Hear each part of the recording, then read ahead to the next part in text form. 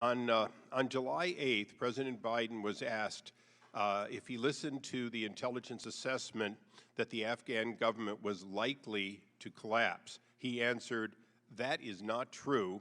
They are not. They did not reach that conclusion." In other words, the IC hadn't reached that conclusion. I believe that we'll find that as of July 8th, the President misspoke. The President also said the likelihood there's going to be the Taliban overrunning everything and owning the whole country is highly unlikely. 2 days later, on July 10th, the Taliban was reported to have 85% of the country. Then on August 12th, the Wall Street Journal reported that on July 13th, you received an urgent dissent memo from 23 U.S. Embassy personnel in Kabul warning that the advances of the Taliban and the rapid collapse of Afghanistan. Your spokesman said you read every memo sent to you from the dissent channel. So if you do, then you knew that, in fact, a major portion of people in the embassy believed that they were going to quickly overrun. On August 18th, President Biden said the intelligence community did not say back in June or July that, in fact, this was going to collapse like it did. But the embassy told you, or at least a great many, in July that it would. The question really is, how do we regain confidence in the State Department and its spokespeople, yourself included, and the President, if in fact we cannot square what we receive, members of Congress, both publicly and privately, that indicate some of those statements that I just read, including ones by the President, are not supported by the facts? Thank you. As you know from tracking this as well, throughout the year, assessments were made of the resilience of the Afghan government, the Afghan security forces, and the possibility of the Taliban taking over the country. And this was typically done in a series of different scenarios, worst, mid-case, best-case scenarios. In the worst-case scenarios, throughout the spring, I think it's fair to say that the general assessment was that the government and security forces would be able to hold on to the country well into next year, 2022. At some point in July, there was an assessment that it was more likely than not that that time frame was down to the end of the year. And then, of course, as things fully unraveled in August, that changed. To my knowledge, Congressman, no one predicted the unraveling before our forces and embassy left Afghanistan on August 31st. The chairman of the Joint Chiefs, General Milley, has said, nothing I or anyone else saw indicated a collapse of the government and the security forces in 11 days. The Director of National Intelligence has said in the days leading up to the Taliban takeover, intelligence agencies did not say collapse was imminent. This unfolded more quickly than we anticipated, including in the intelligence community. And there are a number of other conclusory statements of that kind that I can share with you. With regard to the so-called dissent channel cable, it's something I'm immensely proud of. It's a tradition that we have, and you're right. I read every such cable, I respond to it, I factor it into my own thinking and actions. And that cable did not predict the collapse of the government or security forces before our departure. It was very focused and rightly focused on the work we were doing to try to get Afghans at risk out of the country and pressing to speed up that effort. As it happens, a number of the things that were suggested in that very important cable were things that we were in the process of doing. The very next day, I think the cable came in on the 13th of July, the 14th, we launched Operation Allies Refuge, which of course had been in train for some time, as well as the 24/7 task force to help those in the SIV program get out and even to relocate them, which is not part of the program. So that was a very important cable. I'm grateful for it and grateful that we have a process at the State Department where people can clearly express their views and differences on policy or recommendations on policy. That's usually important. Gentleman's time has expired. I now recognize Representative Bill Keating of Massachusetts, who's the chair of the Subcommittee on Europe, Energy, the Environment, and Cyber for 5 minutes. Thank you, Mr. Chairman, and thank you, Mr. Secretary, for your service. And as head of the Department of State for our country. I want to thank all of your people for the work they've done. They stood side by side with our military, risking their lives in helping people evacuate in the most dangerous situation. So my sincere appreciation to everyone at State that was part of that.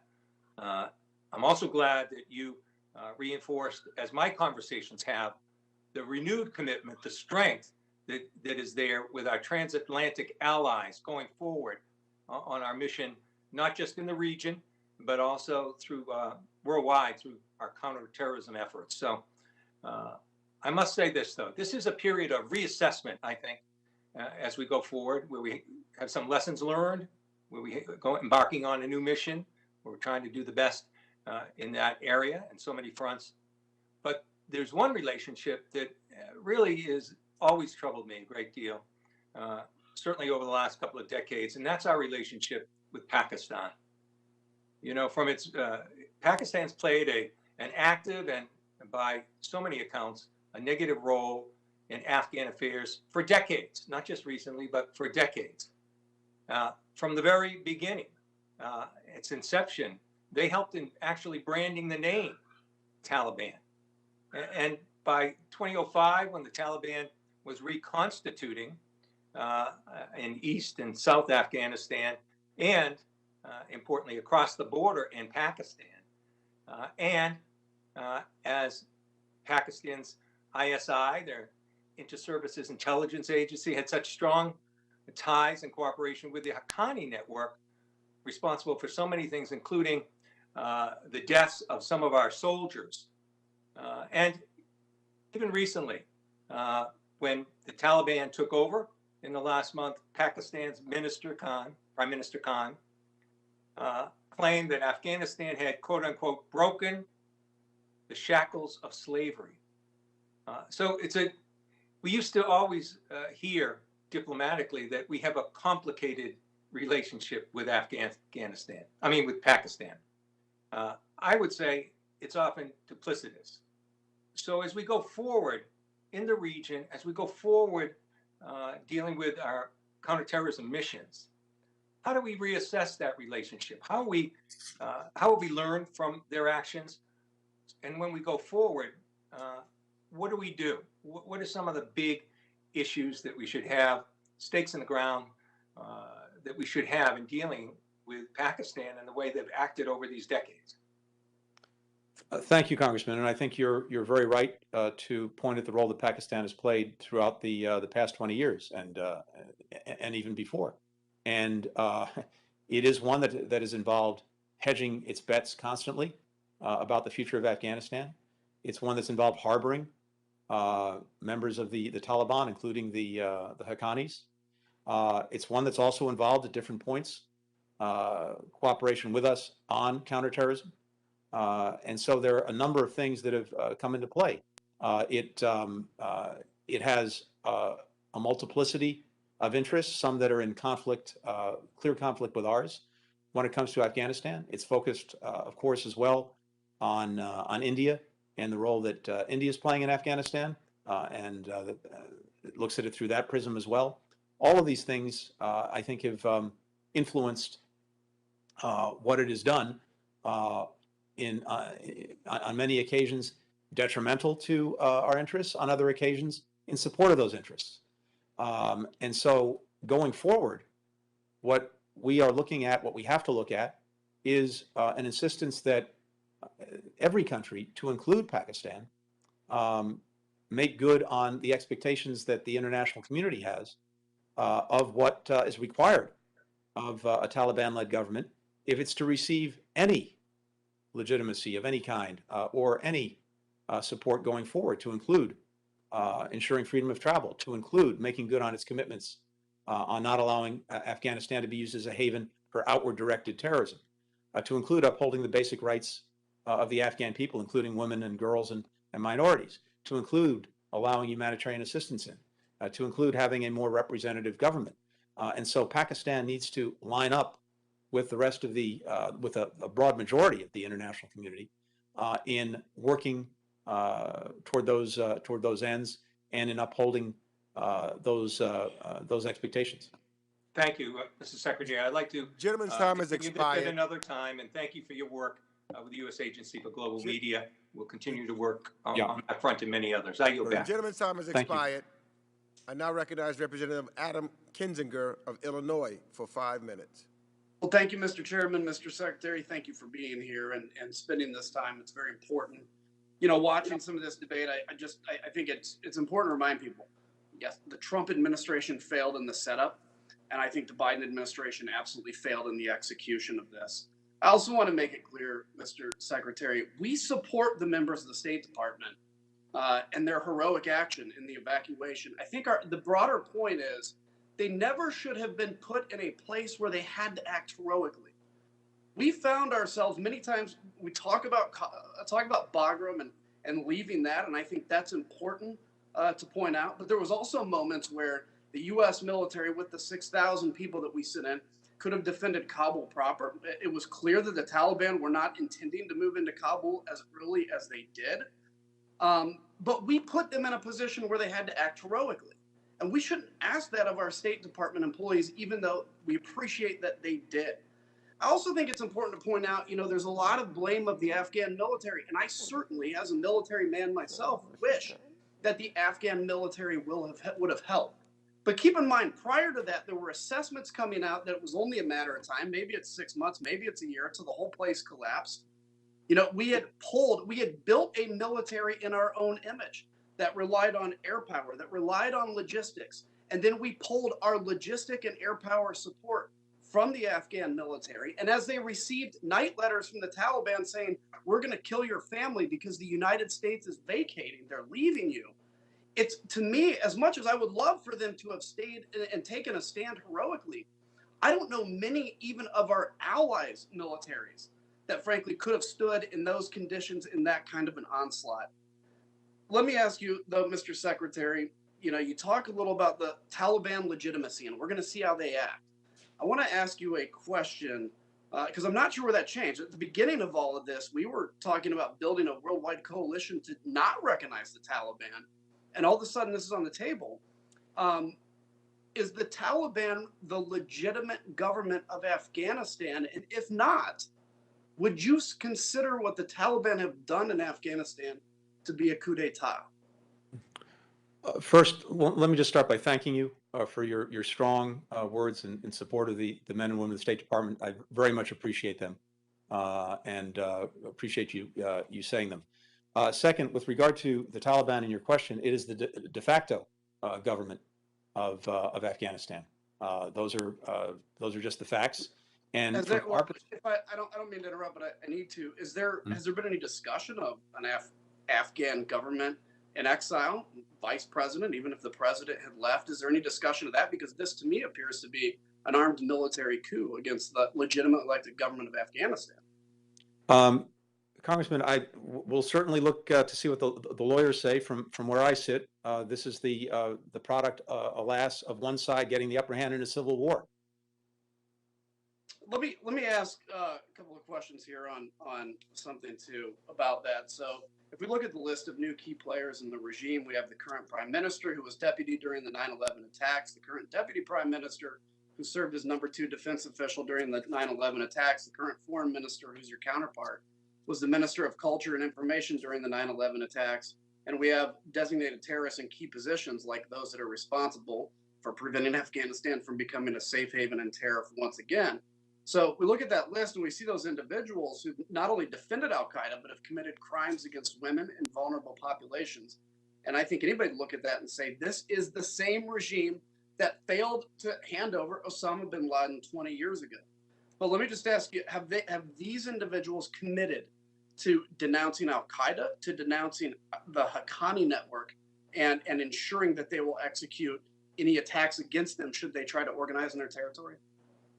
Well, in the agreement that was secured by the previous administration, the Taliban, now represented by these individuals, made commitments not to allow Afghanistan to be used as a launching ground for externally directed terrorism, whether by al-Qaeda or by anyone else. The big question now, and you're right to point to it, is whether they will make good on that commitment. But of course, we can't and won't rely on them to do that, even as we insist that they do.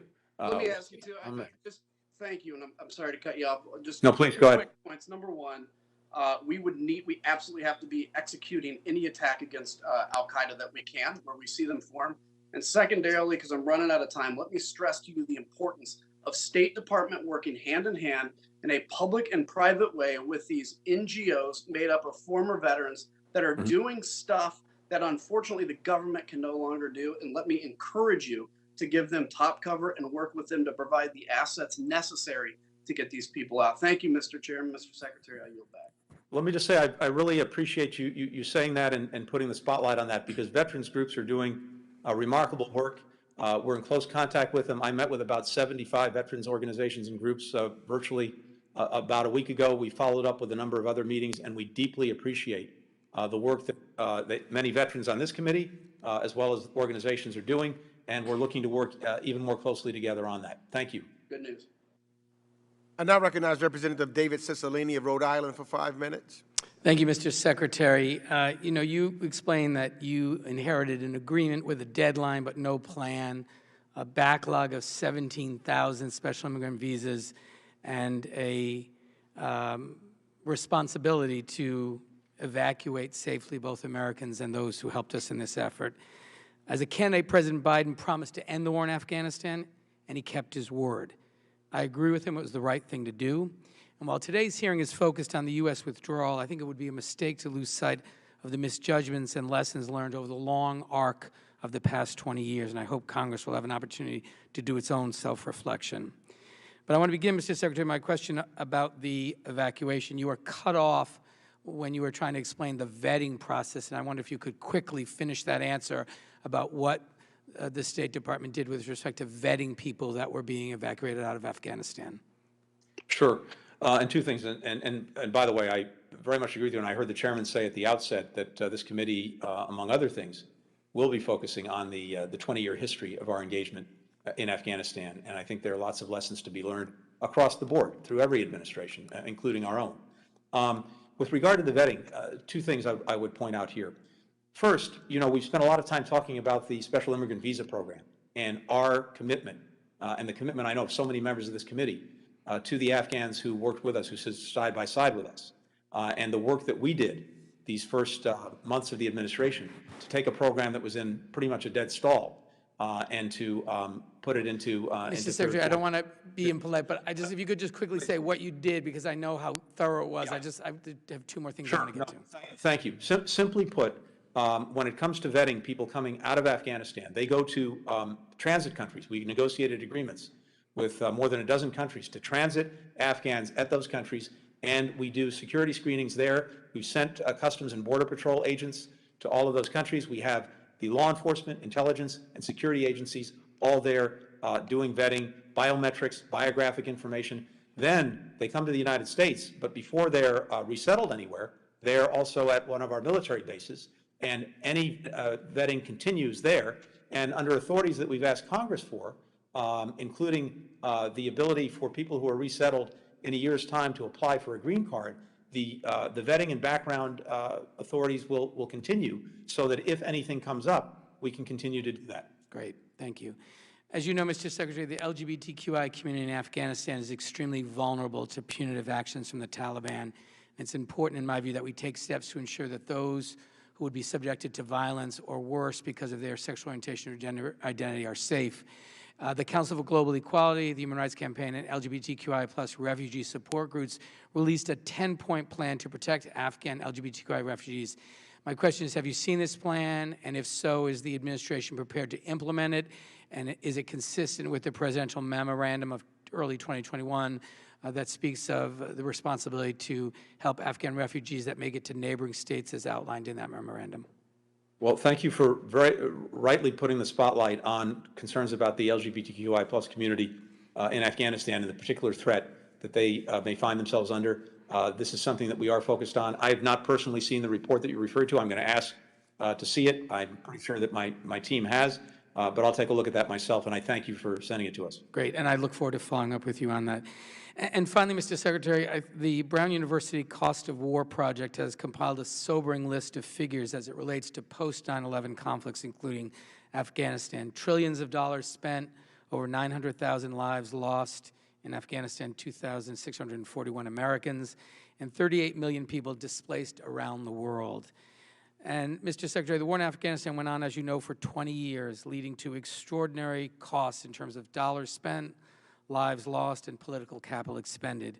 Taking stock of these costs, my question is, what do you think are the most important lessons after 20 years in Afghanistan and 20 years of post-9/11 conflict that we should learn? I think all of us have to come together to do just that, to try to look at the lessons and then reflect those lessons in what we do together going forward. To my mind, at least, one of the lessons is, while we are very effective at dealing with terrorist threats to our country and eliminating them, which we did very successfully in Afghanistan, the idea of using military force to try to remake a society is something that is beyond our means and beyond our capacity. And we need to think really hard about whether we want to engage in these enterprises going forward. You're right to point to the cost. Let me just say very quickly, I think that Brown study concluded that on the basis of about $2 trillion being spent on Afghanistan over the last 20 years, when you include indirect costs, that averages out to $300 million a day for 20 years. And I know people will say, well, that wasn't the case the last year or so, but had we not ended the war and brought our people home, we would have had to have re-upped it to deal with the renewed attacks by the Taliban, to deal with the onslaught nationwide. And those costs would have gone right back up again. And we have to ask ourselves very hard questions about whether that is the right way to spend our money. Thank you. Gentleman's time Mr. has expired. I now recognize Representative Lee Zeldin of New York for 5 minutes. Mr. Secretary, one of my colleagues claimed earlier in this hearing that the last administration's agreement with the Taliban was unconditional. That was false. In fact, you, sir, actually started to outline some of those conditions and you were stopped. To recap, Mr. Secretary, the last administration's agreement with the Taliban was conditions-based, correct? The conditions that you refer to included a commitment not to allow Afghanistan to harbor outwardly directed terrorists. It Right, had yeah. very loose, let me just be clear though, to respond to your question. You know, I know you listed it earlier, but the question is, it was a conditions-based agreement, correct? Yes, except that those conditions were so loose, particularly with regard to the commitments it made. You can criticize the agreement all you want, Mr. Secretary. I just wanted you to answer the question. Next, are you aware that President Biden says in the transcript of his George Stephanopoulos interview that he would have withdrawn from Afghanistan regardless of that prior agreement? Yes, that's right. But not necessarily in the time, place, and manner that we did, which was imposed upon us by that agreement. On July 8th, as Congressman Issa referred to earlier in this hearing, President Biden said, quote, "The likelihood that there's going to be the Taliban overrunning everything and owning the whole country is highly unlikely." That is a very different prediction than what the U.S. intelligence community actually was saying. Mr. Secretary, where did the president get the highly unlikely intelligence estimate from?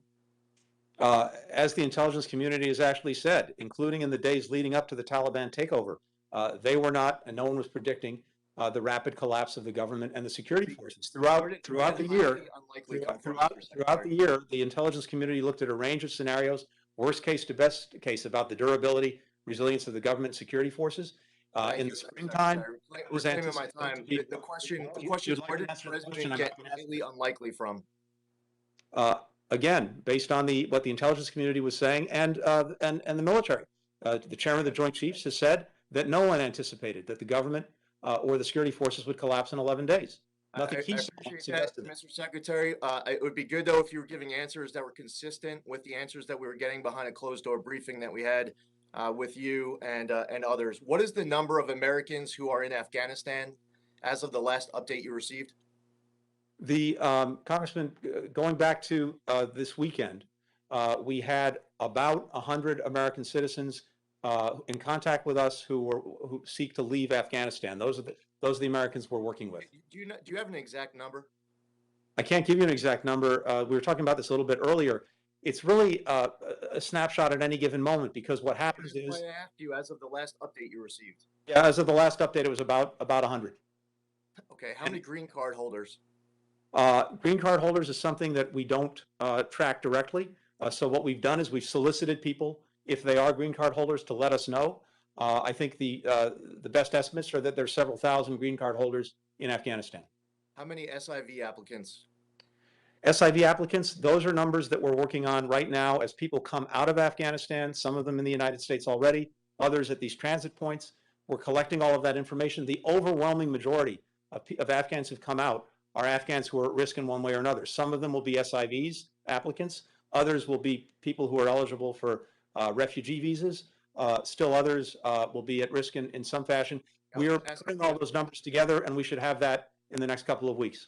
Yeah, I mean, this was fatally flawed, poorly executed. We had the loss of U.S. service members as a result. We should not have been operating off of an arbitrary July 31st deadline. Instead, what we should have done was tell the Taliban that we are going to leave Afghanistan when we're done bringing every last American home, not operating off of some arbitrary date. We shouldn't have collapsed Bagram when we did. We shouldn't have been relying on the Taliban to provide security at the airport. We shouldn't have been allowing billions of dollars worth of U.S. weapons and equipment to get turned over to Afghanistan. The administration should not have been lying and misleading the American public, like when the White House press secretary is standing out there to the press and to the American public and saying that Americans aren't stranded, even though we all know that they are. And I'm concerned that this administration with incompetency is exposing a vulnerability that other countries, like we see North Korea now testing long-range missiles. We see Iran enhancing uranium enrichment. What happens when China and Russia and Hamas and Hezbollah and Al-Qaeda and the Taliban, they continue to press forward because we have an administration that doesn't know how to confront an adversary, understanding that they do not respect weakness, they only respect strength. And it is so greatly unfortunate, the consequences, and I believe that you, sir, should resign. That would be leadership. I yield back. To the contrary, Congressman, I believe that there's nothing that our strategic competitors like China or Russia or our adversaries like Iran, like North Korea, would have liked more than for President Biden to have re-upped the war in Afghanistan for another 5, 10, or 20 years, to be bogged down in that conflict. Nothing they would have liked more. And we're now able, as a result of the decision the president made, that none of his predecessors made, to end the war after 20 years, to ensure that a third generation of Americans didn't have to go off and fight and die in Afghanistan, while bringing 125,000 people out. We are now in a much better position to confront the challenges and threats that we actually face in 2021. This isn't a Democratic Gentleman's time has national expired. I now recognize Representative Ami Bera of California, the chair of the Subcommittee on Asia, the Pacific, Central Asia, and Non-Proliferation for 5 minutes. Thank you, Mr. Chairman. And Mr. Secretary, once again, I want to reiterate our thanks as a committee for your appearing before us, answering all the questions and giving every member a chance. That is not something your predecessor did very easily. Look, I agree with President Biden's decision to withdraw. I think most of the American public agrees with that decision. I sat in many hearings, sat in many classified and open briefings as we were looking at various scenarios of what that withdrawal looks like, what the capabilities of the Afghan government were. And, you know, unfortunately, the worst case scenario played out. And, you know, the images that we saw coming out of Afghanistan were painful, frankly, in the last few weeks of August. And I do think the men and women in the military and State Department in difficult circumstances stepped up. I do think the logistics of that airlift and getting the numbers of American citizens, visa holders, SIVs, vulnerable Afghans out in such a short period of time was remarkable. I think we all mourn the loss of life of Afghan civilians, but also the 13 men and women that were serving our country and meeting the mission. And there will be time to kind of go through and do the oversight and get a sense of where did our estimates go wrong? Where were the flaws? But at this moment in time, knowing that we still have American citizens there, knowing that we still have vulnerable Afghans and so forth, I really do want our focus to be getting those folks to the safety, the visa holders, the SIVs and others. And I won't ask you to guarantee a commitment that you'll get everyone out. Nobody can make that promise. But what I will ask is working with my office, working with the various congressional offices, the men and women at the State Department, that we will use every resource that we can in a difficult situation, in a challenging security situation on the ground, to do the best job possible to get every American citizen, visa holder, SIV, and vulnerable Afghan out to safety. Can I get that promise that we'll do everything? Absolutely. You have that commitment, and I welcome working with every member of this committee to do just that. Great, thank you. And your staff, and again, the men and women within the State Department and elsewhere, again, in trying circumstances, have been very readily available to work with us. As you know, again, we've submitted over 10,000 names of folks, just given the size of our population in the community. Secondly, and we haven't talked about this, is, as I mentioned earlier, we have the largest Afghan refugee population in the country, and we're proud of that. You know, we've welcomed these men and women. We've got great resettlement agencies that are working with folks, but we've also got real challenges just because of the rapidity of folks leaving country and arriving after being vetted in the United States.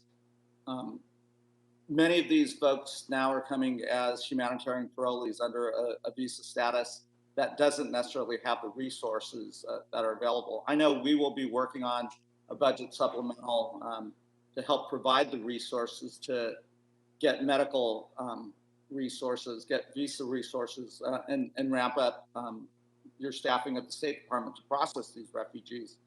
I would hope that the men and women on this committee, Democrat, Republican, as well as everyone in the House and Senate, overwhelmingly support the supplemental requests that will be coming as hopefully within the next few weeks to provide those resources.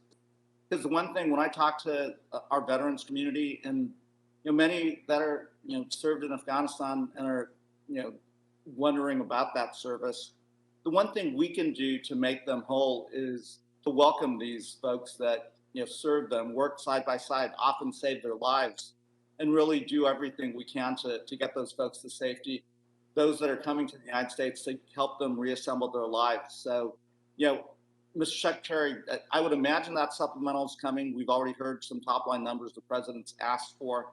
Are there specifics that, from your vantage point with the men and women who work for you, that you see on that horizon? Yeah, thank you so much for flagging that. Let me just say very quickly, yes, we're going to be looking for support from all of you on this, and particularly a few things. For Afghans who are paroled into the United States, to receive the same benefits that refugees do, so that they have some ongoing support, the ability to work in the United States, HHS benefits that they wouldn't otherwise get. We'd also like them to be able to apply for a green card after 1 year of being in the United States. And there's some significant funds that will be requested to support both the efforts that we've already made at the different transit points where we've incurred significant expenses, as well as to continue to relocate people, to bring them to transit points into the United States, process them, et cetera. So that is coming. And in fact, we need to get this done quickly in the CR, I think. So we have just a few weeks to do it. And I really welcome your support and everyone's support for that. Thank you. I now recognize Representative Ann Wagner of Missouri, who's the vice-ranking member of the full committee, for 5 minutes. Secretary Blinken, I represent the people of Missouri's 2nd Congressional District, and today I'm also here on behalf of the family of Lance Corporal Jared Schmitz of our region. Let me tell you about this heroic and selfless young man. Lance Corporal Schmitz from Wentzville, Missouri, was 20 years old when he lost his life in the terrorist attack at the airport in Kabul just days before Joe Biden's arbitrary deadline of August 31st. He was passionate about his military service. He was totally committed to making a difference as a U.S. Marine and had gotten his parents' permission to enlist at just 17 years old. I don't believe that this hearing will allow us to truly understand why he and his fellow military servicemen and women were killed on August 26th of 2021. His family, their families, and all Americans deserve answers, sir.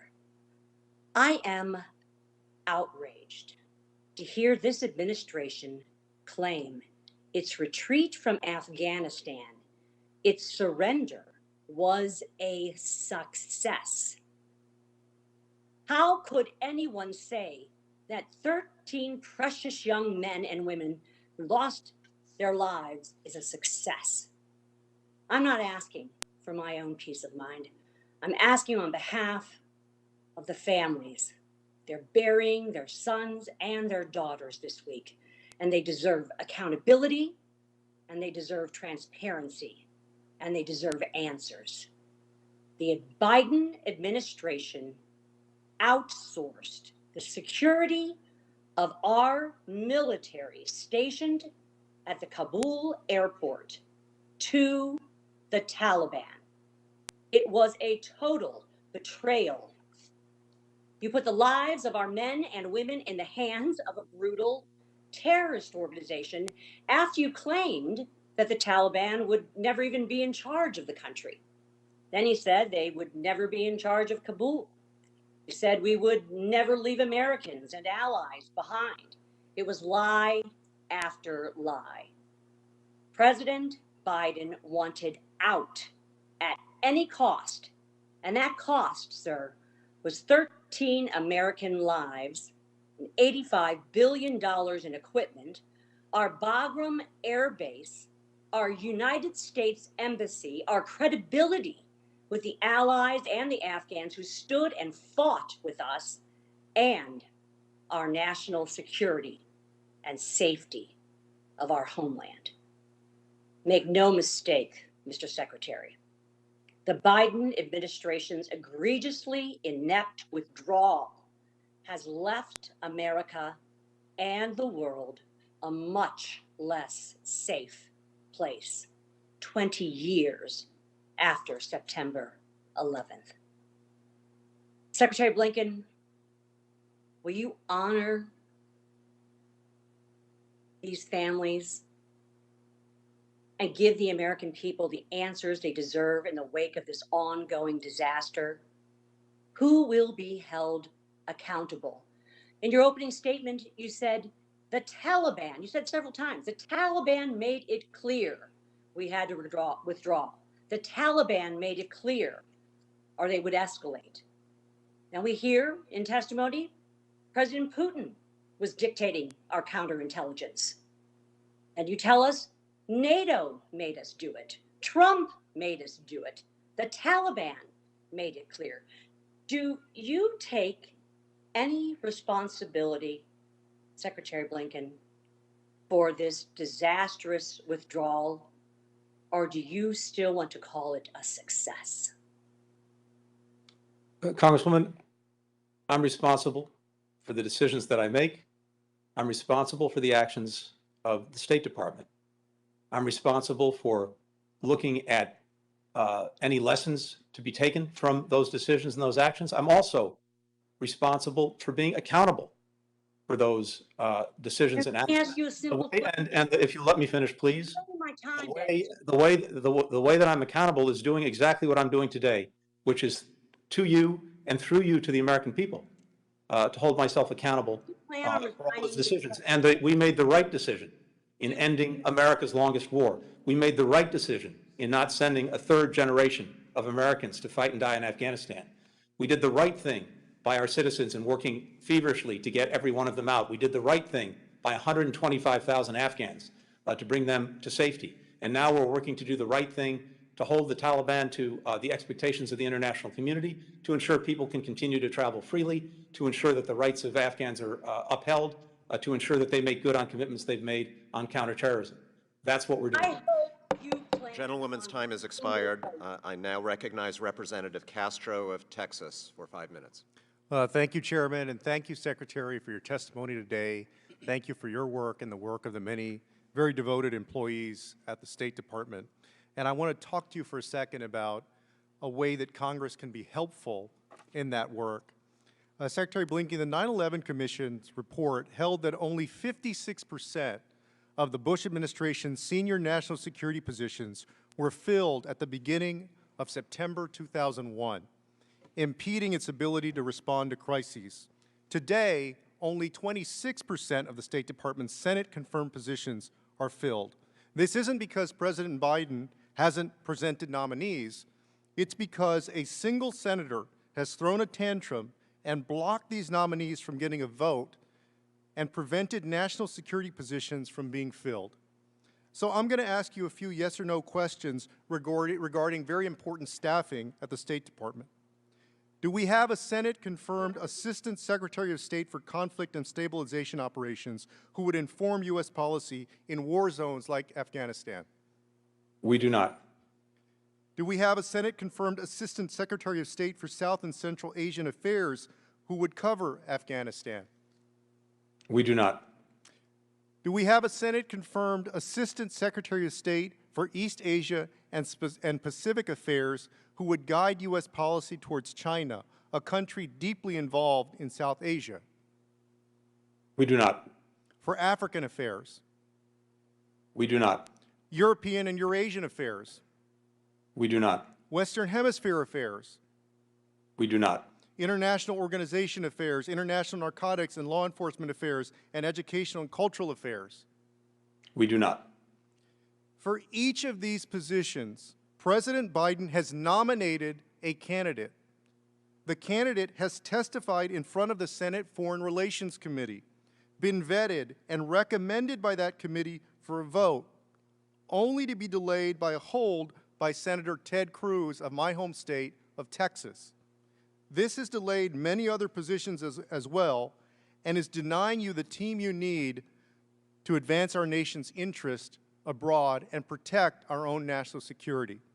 Despite this, the State Department rose to the occasion.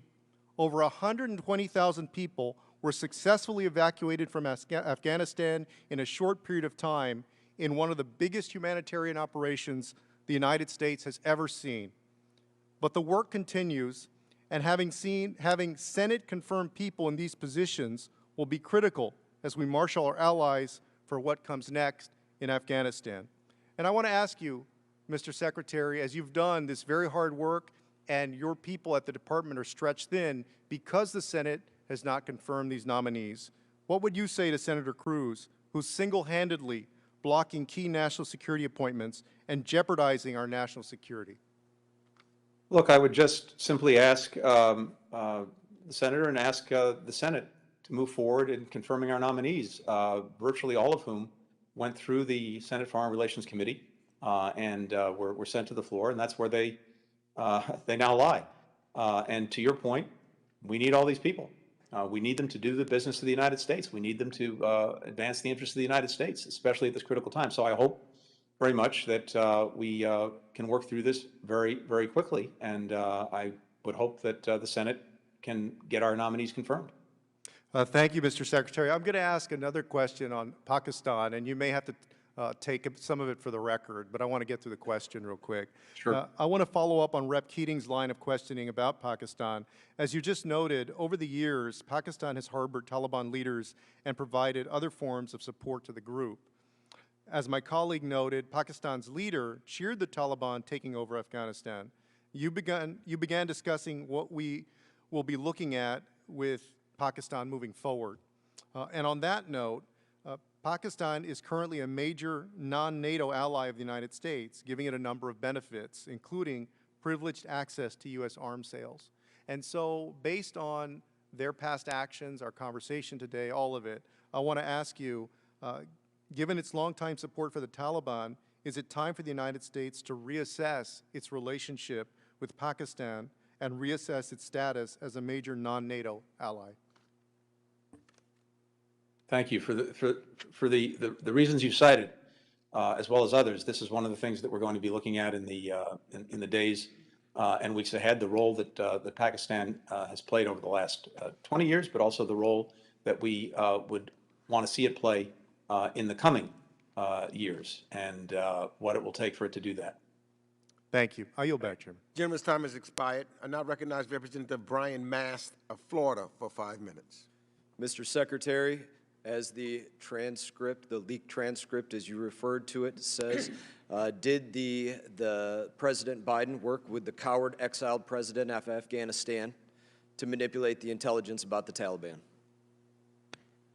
What the president said to then President Ghani in private is exactly what he said in public, that the issue was not whether Afghanistan had the capacity to withstand the Taliban, it's whether it had the will and the plan to do so. He He's urged saying him the transcript is a to lie. show that It's, will and it's have false. that plan. It's incorrect. And, He did not and work. to bring people together in You're saying unity. it's false, it's a lie, it's incorrect. He did not work to tamp down the intelligence on the Taliban.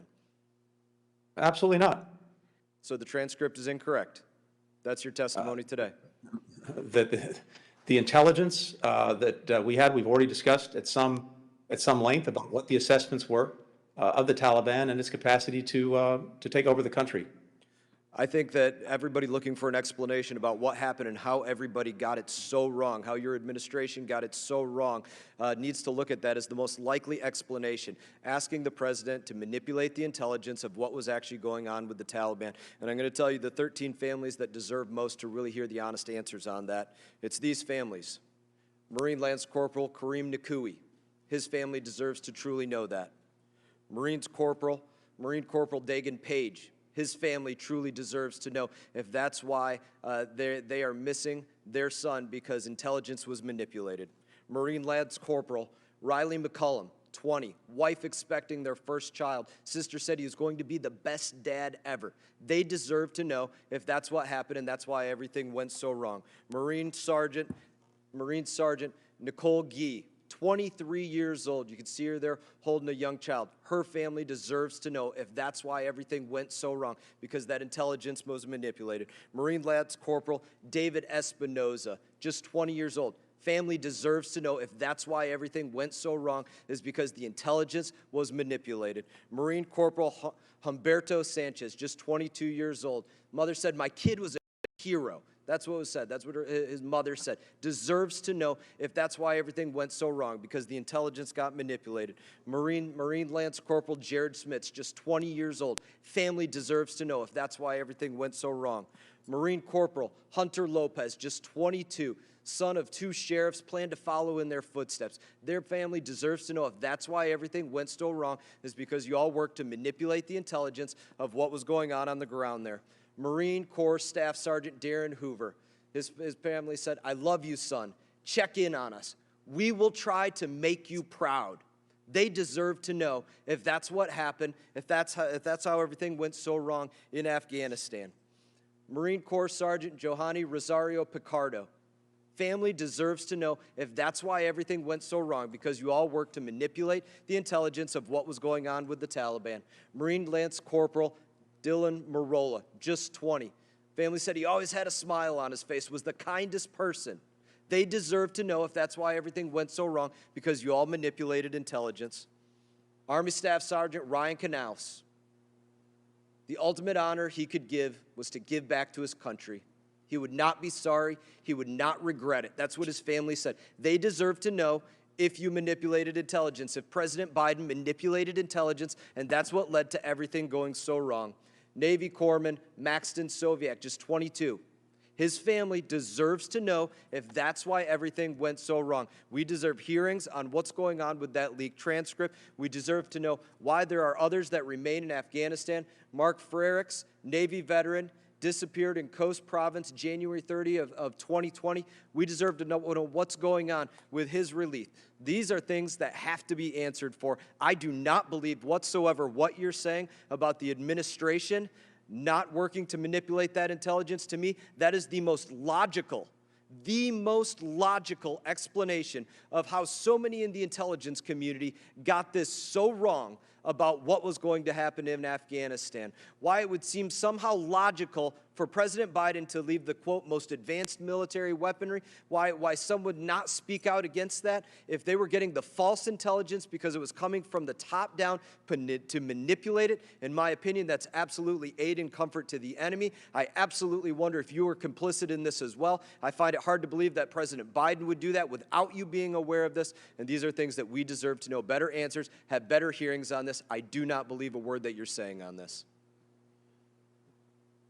Simply put, I do not wish to hear Congressman, from you. I'm not simply yielding you a put, moment Congressman, of time. what you I'm said not is yielding dead you a moment wrong. of time. I don't wish There to is hear your no lies. manipulation You've of heard your intelligence, lies when you step period. up in front of the camera. And Not listening you have to you. all been Don't wish to hear regularly your lies. apprised of the No, intelligence thank you for your assessments lies. all the Not way Gentlemen, through looking over for them. the 3 gentleman will months. Not looking to suspend. hear And your that lies. is The simply gentleman's not true. time, Not looking to hear the the secretary's gentleman's time lies. has expired. And so is the The secretary. gentleman's time has so expired. is the secretary's. secretary can answer the question. I didn't ask him a question. You did ask a I question. don't want to hear from the secretary. gentleman's time he lies to has us when he expired. steps in front of the camera. That's The what he gentleman's does. time Lies to us when he steps has in front of the expired. camera. Expects the Secretary, Taliban to live up the to their gentleman's commitment to time counterterrorism. Least has believable answered- thing I've ever heard. The gentleman's time has expired. People need to use common The sense with gentleman's this time secretary. has expired. We're here to hear from the secretary. Not to hear The lies. gentleman's time has expired. Mr. Secretary, if you wish, you may answer the question. We don't need to hear lies. Thank you, Mr. Chairman. Just to respond briefly, what the congressman said is simply wrong, period. Second, I think virtually every member of this committee has had access to or been apprised of the intelligence assessments throughout the year. And you know what they were, you know what they are. And we will continue to provide those assessments and those briefings in the weeks and months ahead. You've heard the chairman of the Joint Chiefs of Staff say that he has not seen anything that indicated to him or to anyone else that the Afghan government and military would collapse in 11 days. The Director of National Intelligence has said that even in the days leading up to the Taliban takeover, intelligence agencies did not say collapse was imminent. This unfolded more quickly than we anticipated, including in the intelligence community. And I could go on.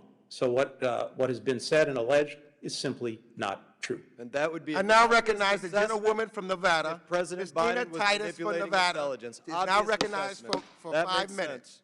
That's why it all adds up. The Thank you, gentleman's Mr. time has Chairman. expired. He definitely And the proved gentleman the point. will cease immediately. He definitely proved the The point. gentleman Well, will thank you. cease immediately.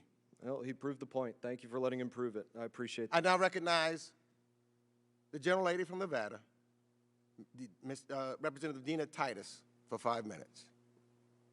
Thank you very much, Mr. Chairman, and Mr. Secretary, for being here. I'd like to go back to a point made by Mr. Conley on the Doha agreement. I wonder if you would discuss for us what impact you think that agreement may have had on the morale of the Afghan Defense Forces and on the unity of the Afghan government. Well, that agreement committed the United States to leave Afghanistan by May 1st of this year.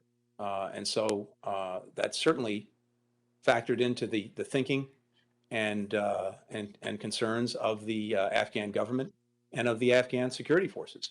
The extent of that impact, hard to know for sure, but certainly that had to factor into their thinking and as well as into their concerns. I believe so, and that led to that perhaps quicker than realized collapse that occurred that we didn't anticipate. I get just a couple of other questions. We've been hearing about domestic and foreign journalists being abused by the Taliban, and also some of the NGO or healthcare workers or just non-government humanitarian workers. I wonder if there's anything going on, any talks between the U.S. and any of our international partners of how to defend them to be sure that they are able to continue their work once we're gone? Yes, very much so. 2 things. One, we've been working very hard to make sure that basic humanitarian assistance can still get into Afghanistan, working with and through NGOs, working with and through the United Nations agencies, and also putting in place mechanisms to make sure that that assistance is used in the way we intend it to be used, that is to the benefit of the Afghan people, the recipients, not the Taliban-led government. Second, we've been working full-time around the world to bring country after country on board with the expectations that we're setting of the conduct of a Taliban-led government, to include upholding the basic rights of the Afghan people, to include women and minorities. And we have put in place a UN Security Council resolution setting those clear expectations. More than 100 countries around the world, led by our efforts, have signed on to that. And to the extent the Taliban is looking for any kind of legitimacy or any kind of support from the international community, that will not be forthcoming in any fashion if it's not making good on those basic expectations and on commitments it itself has made. So going forward, its conduct will define its relationship with the rest of the world. Thank you. They seek to be legitimate, I know, but in the meantime, that one of the challenges they're facing, of course, is the economy, and that's not new. That existed under the Ghani government. But we see Pakistan and China rapidly positioning themselves to kind of take advantage of this destabilized economy. I wonder how that's going to impact the U.S. and U.S. international relations, especially in light of the World Bank and the International Monetary Fund freezing distributions of funds to Afghanistan. Could you talk about that? Yeah, you're certainly right to point to that. And the fact of the matter is, though, that there is a Security Council resolution that should also bind Russia and China in their conduct going forward. The international community over the last years was providing every year about 75% of the Afghan government's budget. Needless to say, that's been frozen. Virtually all of Afghanistan's foreign reserves are here in the United States. They are frozen. International financial institutions are not going forward with their own assistance or the ability for Afghanistan to engage in international financial transactions.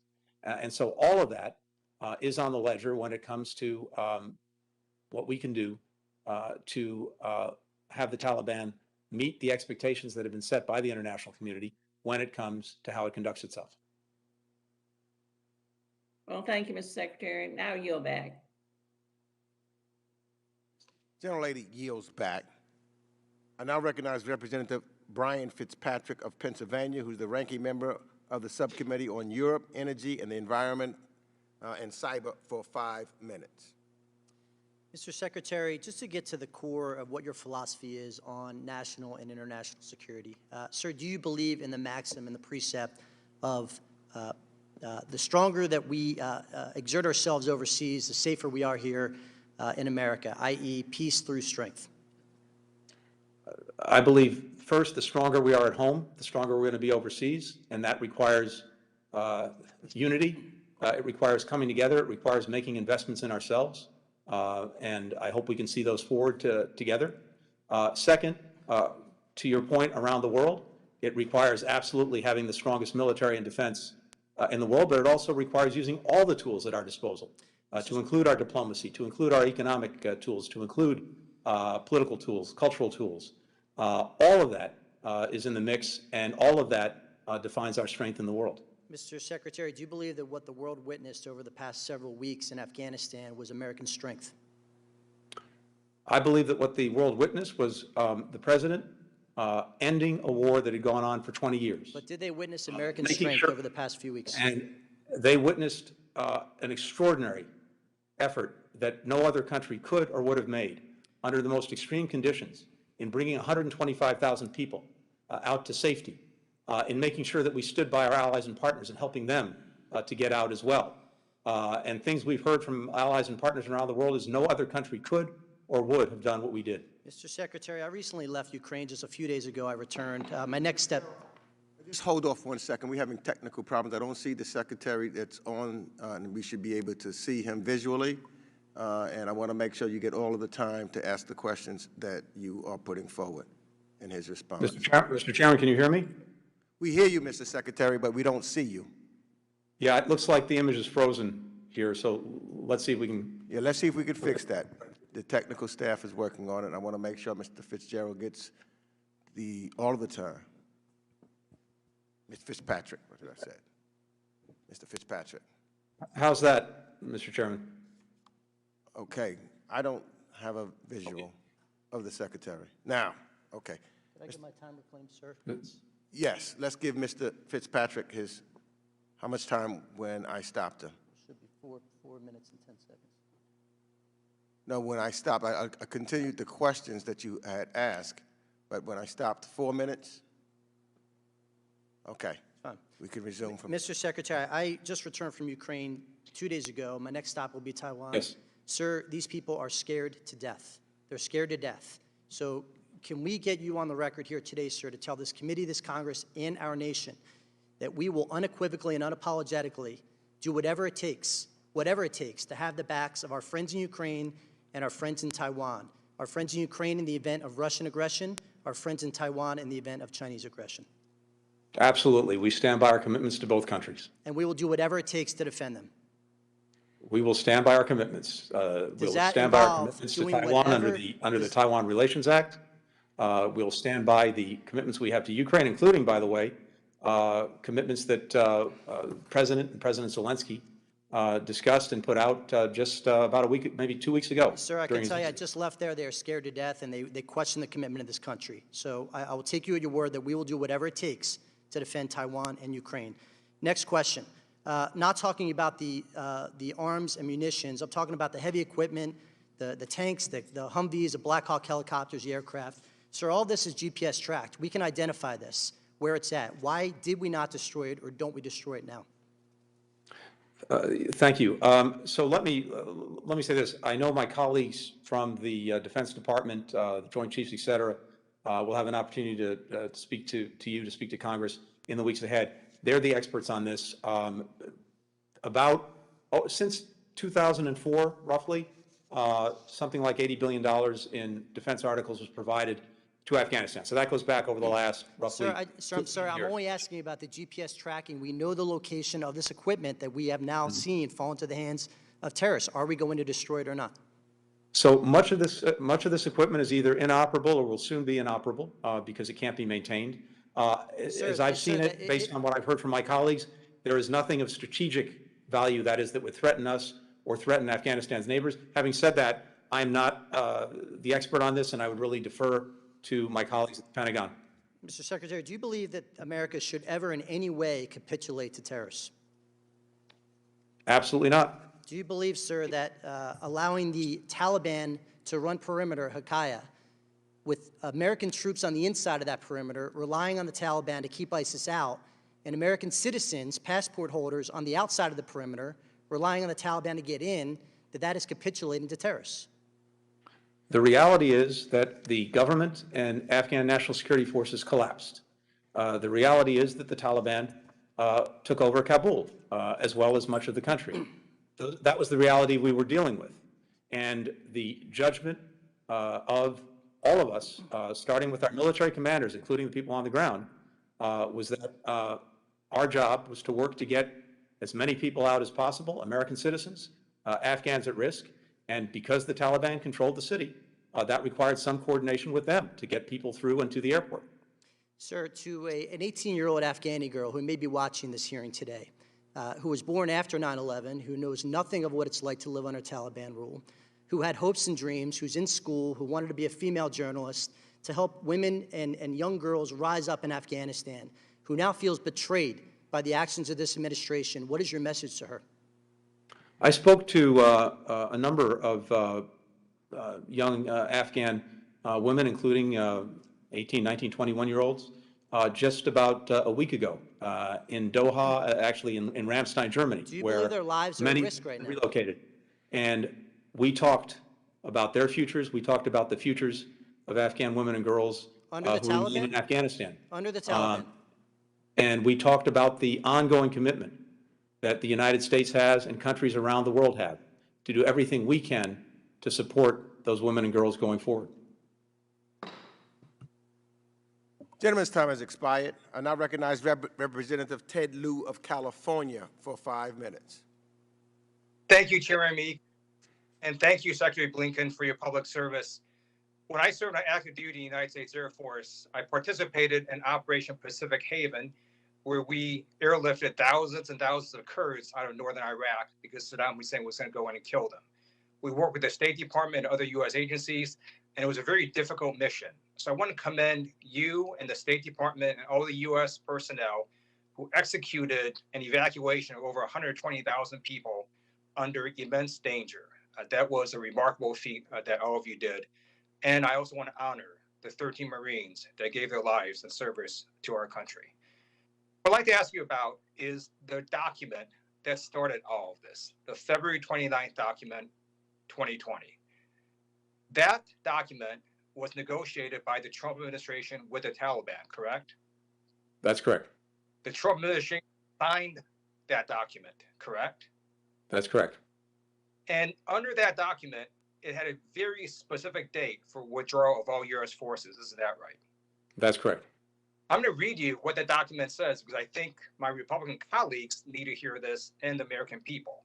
On the very first page of the February 29th, 2020 agreement that the Trump administration signed with the Taliban, it states, the United States is committed to withdraw from Afghanistan all military forces of the United States, its allies and coalition partners, including all non-diplomatic civilian personnel, private security contractors, trainers, advisors, and supporting services personnel within 14 months following announcement of this agreement.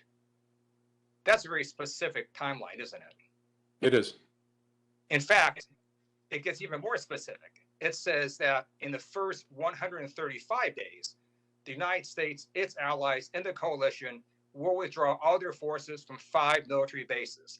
Did Donald Trump do that? He did. Yeah. In fact, when you read this document, let's just be clear. This is a surrender document. Donald Trump surrendered to the Taliban, and he said, we are leaving Afghanistan. We're not coming back, and we're not going to fight you anymore. Now, our Republican colleagues want to say that somehow it's conditions-based. And did you notice that earlier, they didn't want you to talk about the conditions? Because the main condition is that the Taliban was going to stop attacking U.S. forces. Isn't that correct? That is correct. Do you know how many U.S. forces died in the first year of the Trump presidency in 2017, Secretary Blinken? Approximately 14. Mm-hmm. Do you know how many died in 2018, the second year of the Trump presidency? How many U.S. forces died in Afghanistan? Approximately 14. In 2019, the third year of the Trump presidency, do you know how many U.S. forces died in Afghanistan? Approximately 21. And then Republican colleagues say, hey, for a whole year and a half, U.S. forces didn't die. That's because the Taliban stopped attacking U.S. forces because of this agreement. Isn't that right? That is correct. And if the Biden administration had somehow said, hey, just kidding, we're not leaving Afghanistan, we're going to renege on this agreement, the Taliban would have started attacking U.S. forces again. Isn't that correct? That is correct. And in fact, Donald Trump withdrew over 15,000 U.S. troops at the height in Afghanistan during his presidency, down to 2,500 by the time President Biden inherited office. Isn't that right? Yeah, that's about right. I think he had about 13,500 when the administration started, down to 2,500 when the administration ended. So Donald Trump executed not only this surrender agreement, but also 70 to 80% of the surrender of the withdrawal. And he left you all with nearly 2,500 U.S. troops, and the Taliban was still meeting their condition of not attacking U.S. forces. Isn't that right? That is correct. They literally put in a box that you had to withdraw all U.S. forces, or else they essentially would start attacking our forces again. Isn't that right? Attacking our forces and engaging in an offensive against Afghanistan cities, which they'd refrain from. And the reason we know intelligence wasn't manipulated is because the Trump administration, in fact, would not have agreed to a specific date certain to withdraw all U.S. forces if they knew the Afghan government would collapse in 11 days after that. Isn't that right? It stands to reason. In fact, it was a bipartisan, you can call it not understanding what's happening in Afghanistan, but this was happening over 20 years. Isn't that right? That we were getting rosy assessments on a bipartisan basis that turned out not to be all that accurate. I believe that's correct, and certainly I saw that from my previous service in government. Great. So let's just be clear here. It was Donald Trump who signed and negotiated the surrender agreement that, by the way, released 5,000 Taliban prisoners. Isn't that right? It did release 5,000 prisoners, yes.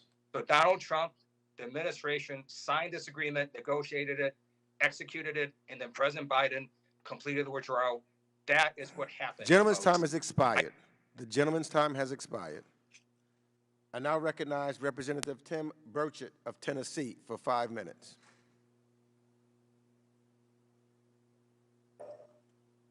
Thank you, Mr. Chairman. This is a picture of Staff Sergeant Ryan Knaus in my local paper, the Knoxville Focus. I want to read you something that his mama said this weekend at the funeral. He was a God-loving man. He died helping people. He died doing what he loved to do. You know, my constituent, Staff Sergeant Ryan Knaus, he was one of the 13 souls lost while allowing over 100,000 people to escape the Taliban. Sadly, the death of Sergeant Knaus, his fellow heroes, I feel like was entirely preventable. If your department and this administration had a plan and had not been caught flat-footed in Afghanistan, there would have been no need to surge 6,000 additional soldiers into the country to secure that airport. You have repeatedly stated that every contingency was planned for, but clearly the rapid collapse of the Afghan government was something that you had not planned for. Their blood is on your hands in this administration, sir. I call on you to resign, and I yield the remainder of my time to Mark Green. Congressman, Mr. Chairman, may I respond, Mr. Chairman? Mr. Chairman, he yielded to me. Can I go ahead? Mark Green. Thank you, Mr. Chairman. The gentleman did yield his time back. I now recognize Representative Susan Weil of Pennsylvania. He yielded his time to me, Mr. Chairman. He yielded his time to me. He yielded his time. Yes, you may proceed. Thank you, Mr. Chairman. Mr. Secretary, yes or no, and I do mean yes or no, is the Taliban a terrorist organization? The Taliban has been designated as a terrorist organization. That's correct. And are you aware that news reports last week show that the Taliban has already set up a school to teach suicide bombers? Are you aware of that reporting? I've not seen that report. I'll make but sure. I'd be welcome if you'd like to share it. Please do. I'll absolutely do that. Thank you very much. You guys keep talking about insinuating that you're going to make an agreement with the Taliban. If they're a terrorist organization, if they have people in their leadership that are on the FBI's terrorist watch list, if they have leadership that is known to be terrorists, and you here have said they are a terrorist organization, what makes it right to even negotiate with these people? Anything we do, Congressman, will be for purposes of advancing the interests and national security of the United States. And those interests, among other things, involve ensuring that people can continue to travel freely out of Afghanistan, including any remaining American citizens who want to leave. If I could on that note, counterterrorism commitments, very much related to that point, if I could, government, we will do so in a way that's fully consistent with our laws. Mr. Secretary, I'm reclaiming my time. On that note, you have said, and we have said, and your department has said, and the DOD has said to people who are sitting over there, now that we're all gone, they should destroy their documents because the Taliban are searching them and killing them with those documents. You say you got a plan to get those people out of there, but they can't get on an airplane without documents. You have nobody over there to print them documents. How are they going to get out of there? What is your plan if they have no documents? Your people told them to destroy the documents. DOD said destroy the documents. We've told them, because we're talking to hundreds of them on the phone, U.S. citizens, SIVs. What's the plan? We did not tell people to destroy documents, although I understand that some people did for understandable reasons in many cases. Yeah, we've got the pictures of the dead bodies. I mean, I can show you the videos that friends of mine, former interpreters that I know, are videoing and sending to me. I can send those to you. They're destroying those documents because they don't want to wind up on a dirt road bleeding to death. So what's the plan to get those individuals who have no documents now out of that country? The plan is this. First, the Taliban-led government has made commitments to recognize documents to exit the country, to include U.S. passports, to include green cards, to include visas. For those who have those documents, we're working with other partners, including Qatar. Well, I mean for the people who don't have documents, Mr. Secretary, that we know. You just said it was understandable that they would destroy those documents. So what are we doing for the people who don't have documents? And we are putting in place exactly that, a mechanism to make sure that we can get people the documents they need in order to leave the country. And I'm happy to take that up in a different setting to go into more detail. But okay, you're insinuating that might be classified. Okay, fine, we can do that.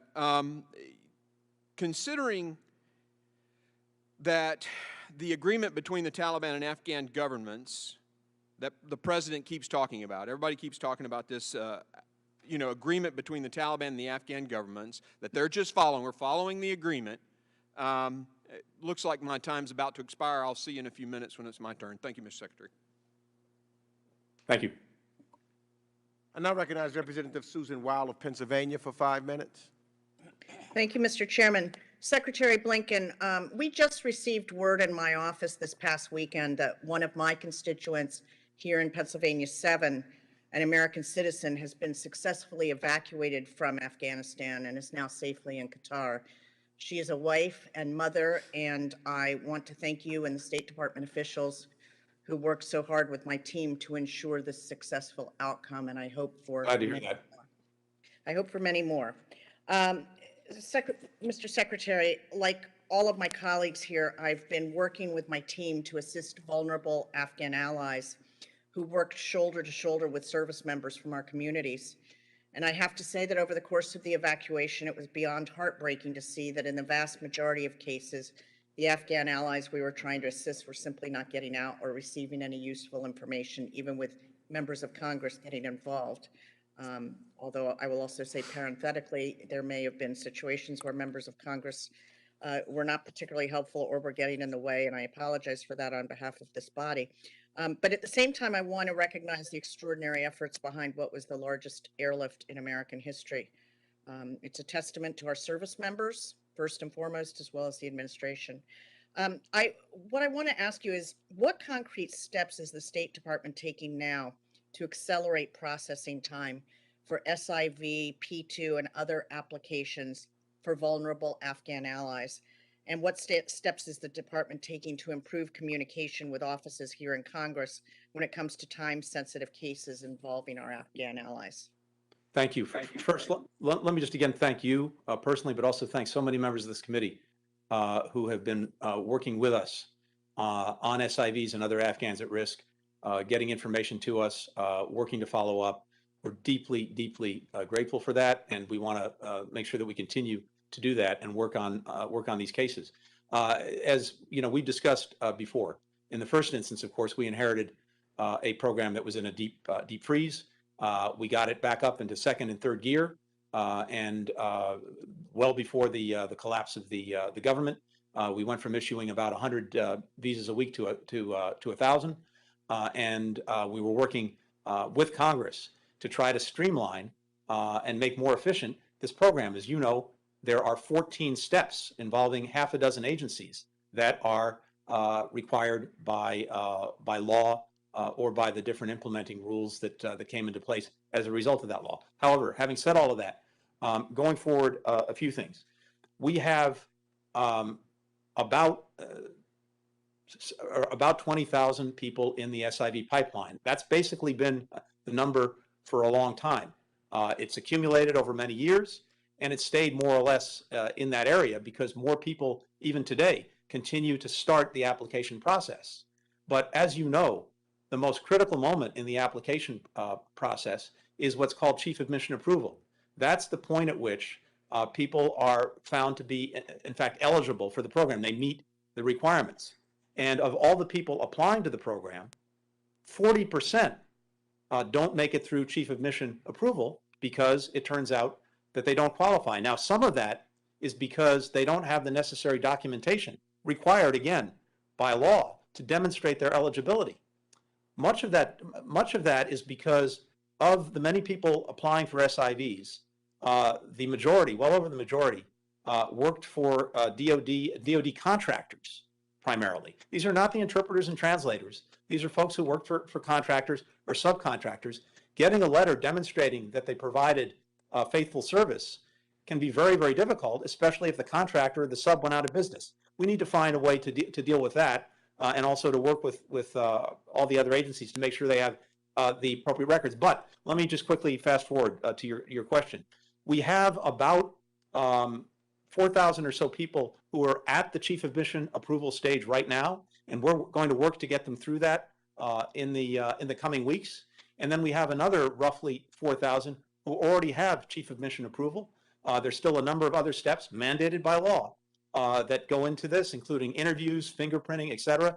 We're looking to see with you how we can expedite all of that while keeping security foremost in our minds, move people to third countries to finish whatever processing is necessary, and then bring them to the United States. But we need to come to you, I think, to work on ways that we can make this program even more efficient and more streamlined beyond even what we were able to do over the last 9 months.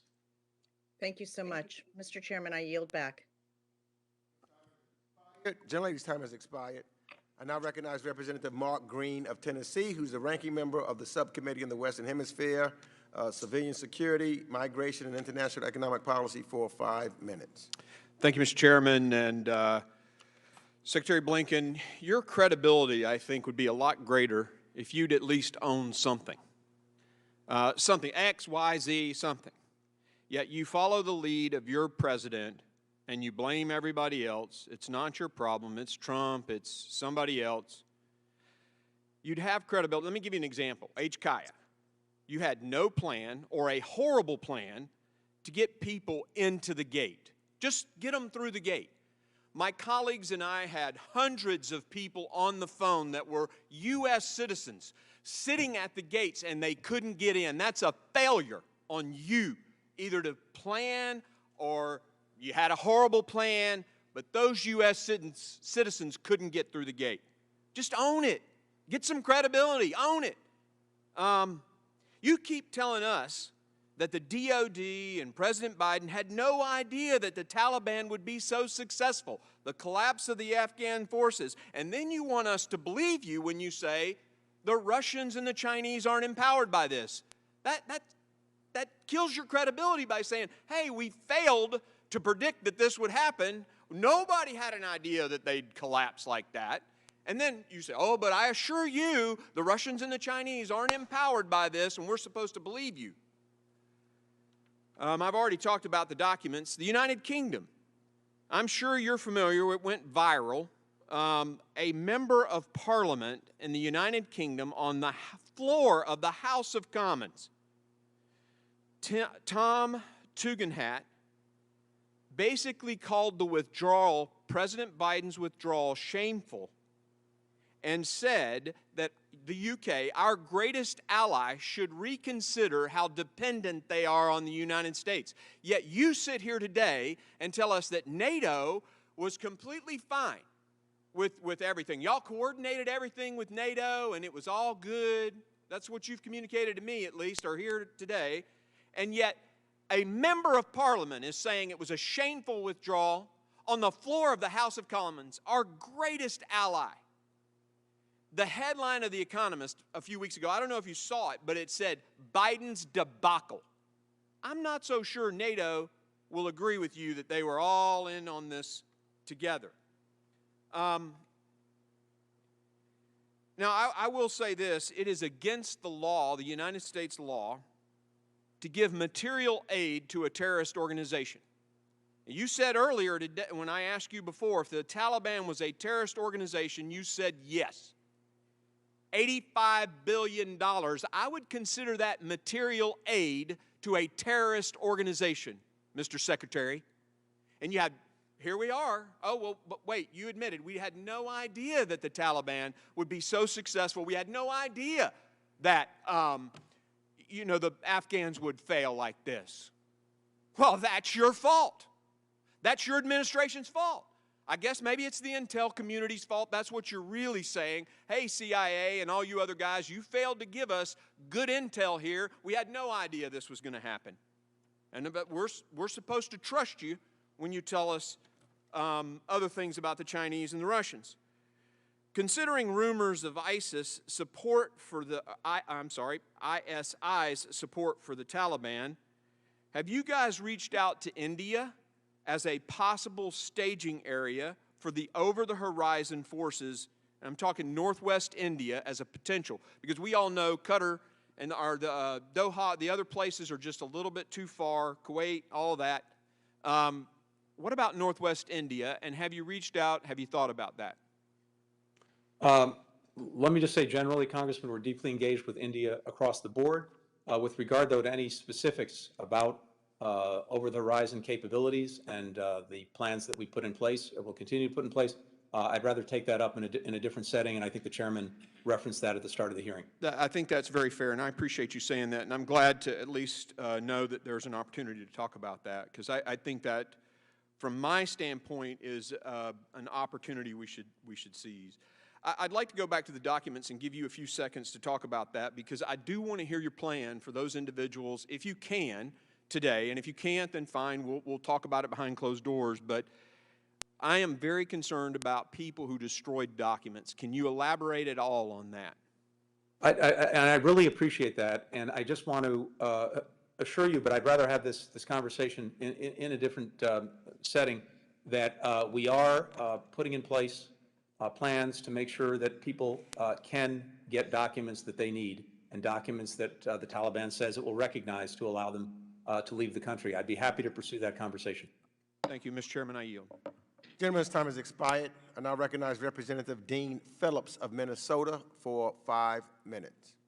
Thank you, Mr. Chairman.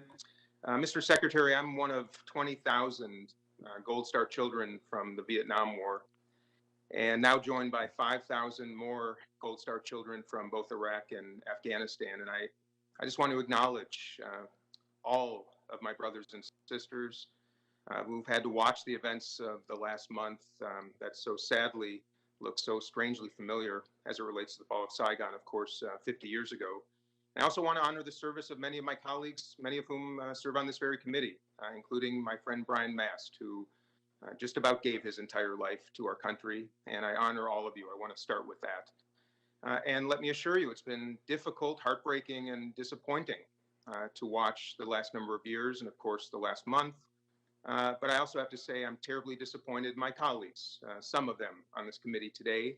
I think it's embarrassing, I think it's counterproductive, and I think it's shameful, frankly, because I don't hold Republicans accountable for my father's death, even though he died in a Republican administration. I hold John Kennedy, I hold Lyndon Johnson, I hold Richard Nixon, I hold Congress accountable as well, and many other individuals.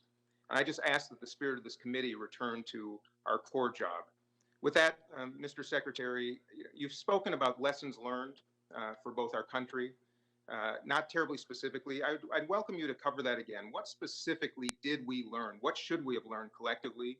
And also personally, what have you learned? What might you do differently as you look back over the last number of months in preparation for this exit?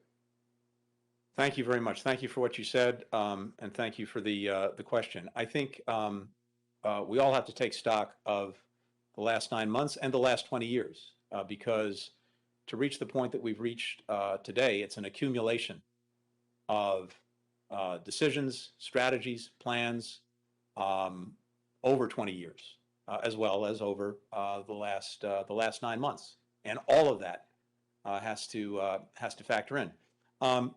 Look, my biggest takeaway is that when it comes to using force,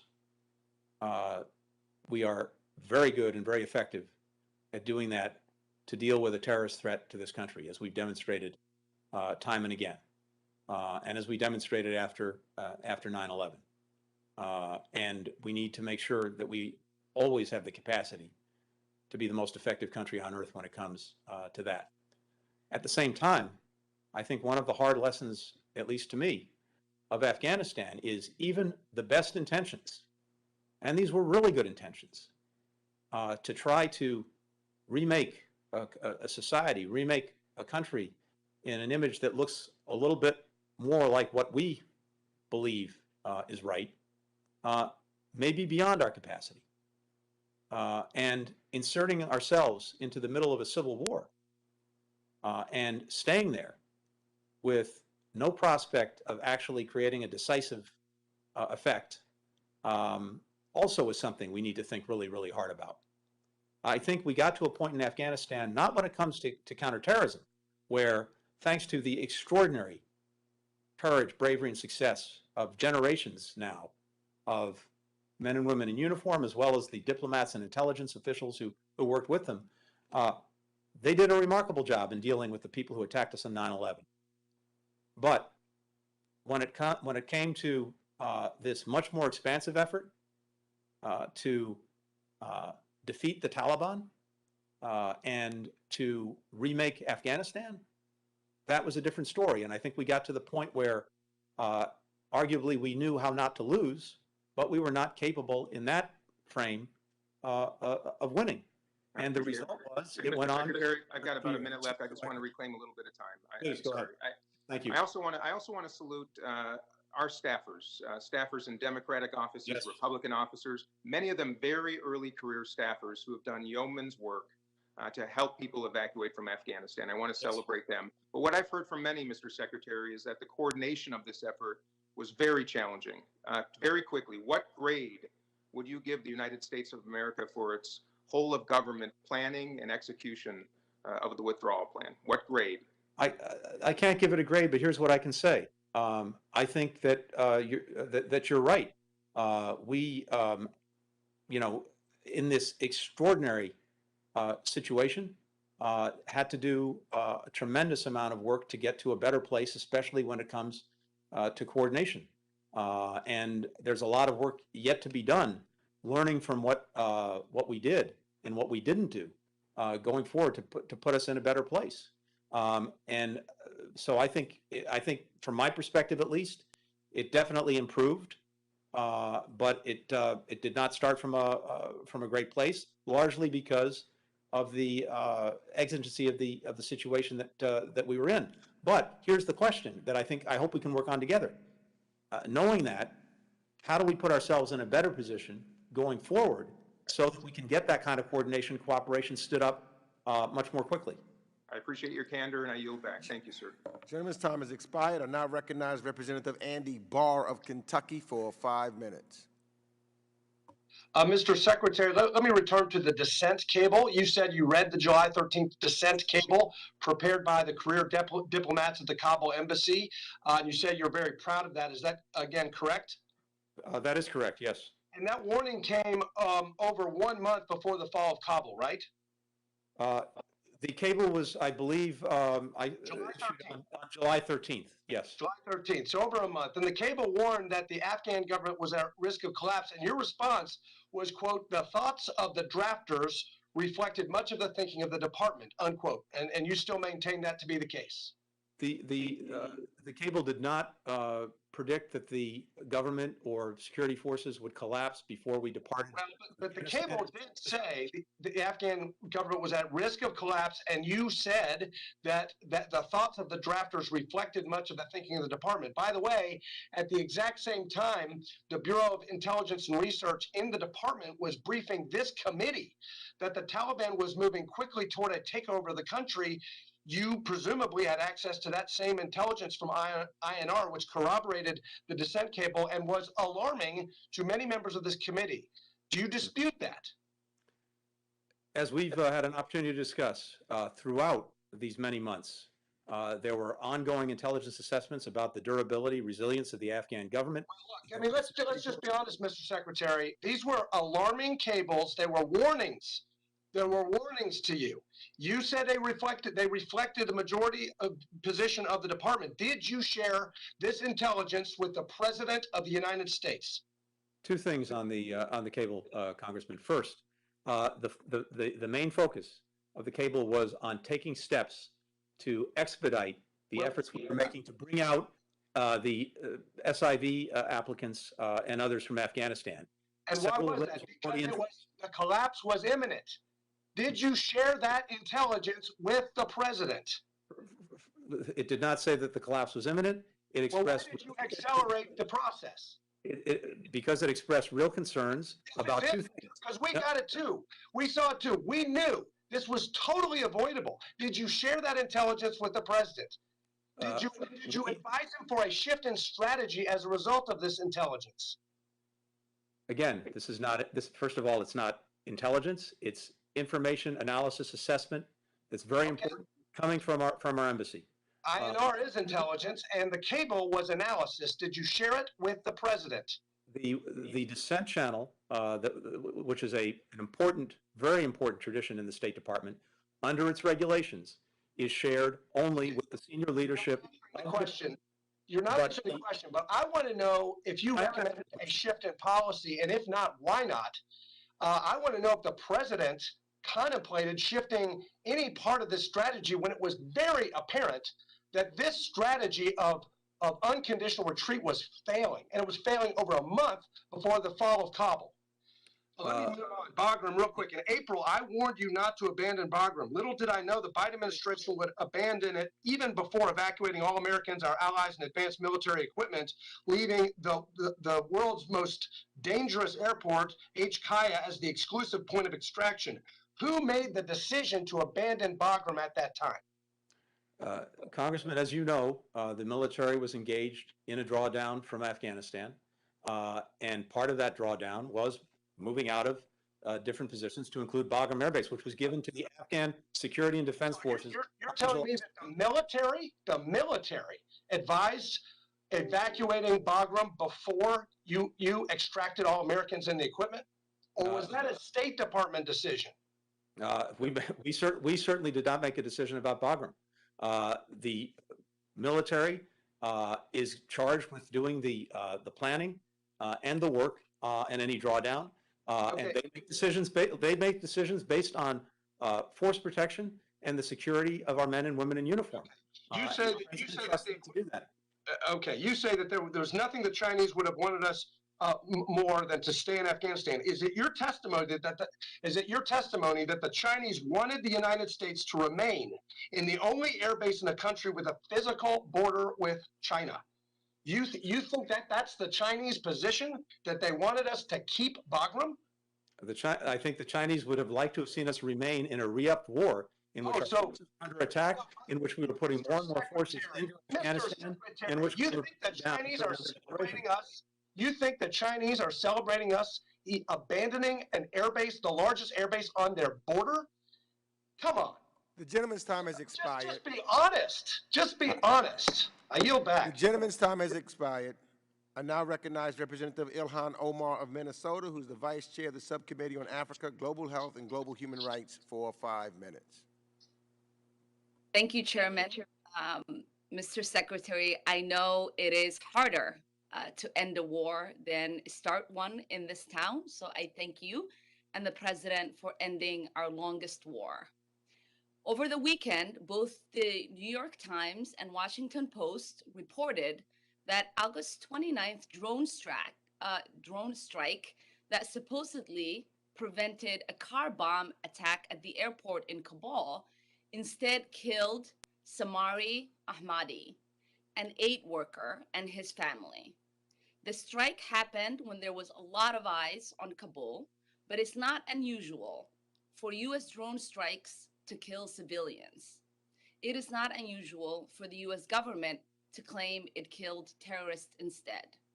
And this is coming on the heels of reporting that DOD failed to spend a single dollar of the redress payments that Congress has provided for civilian casualties.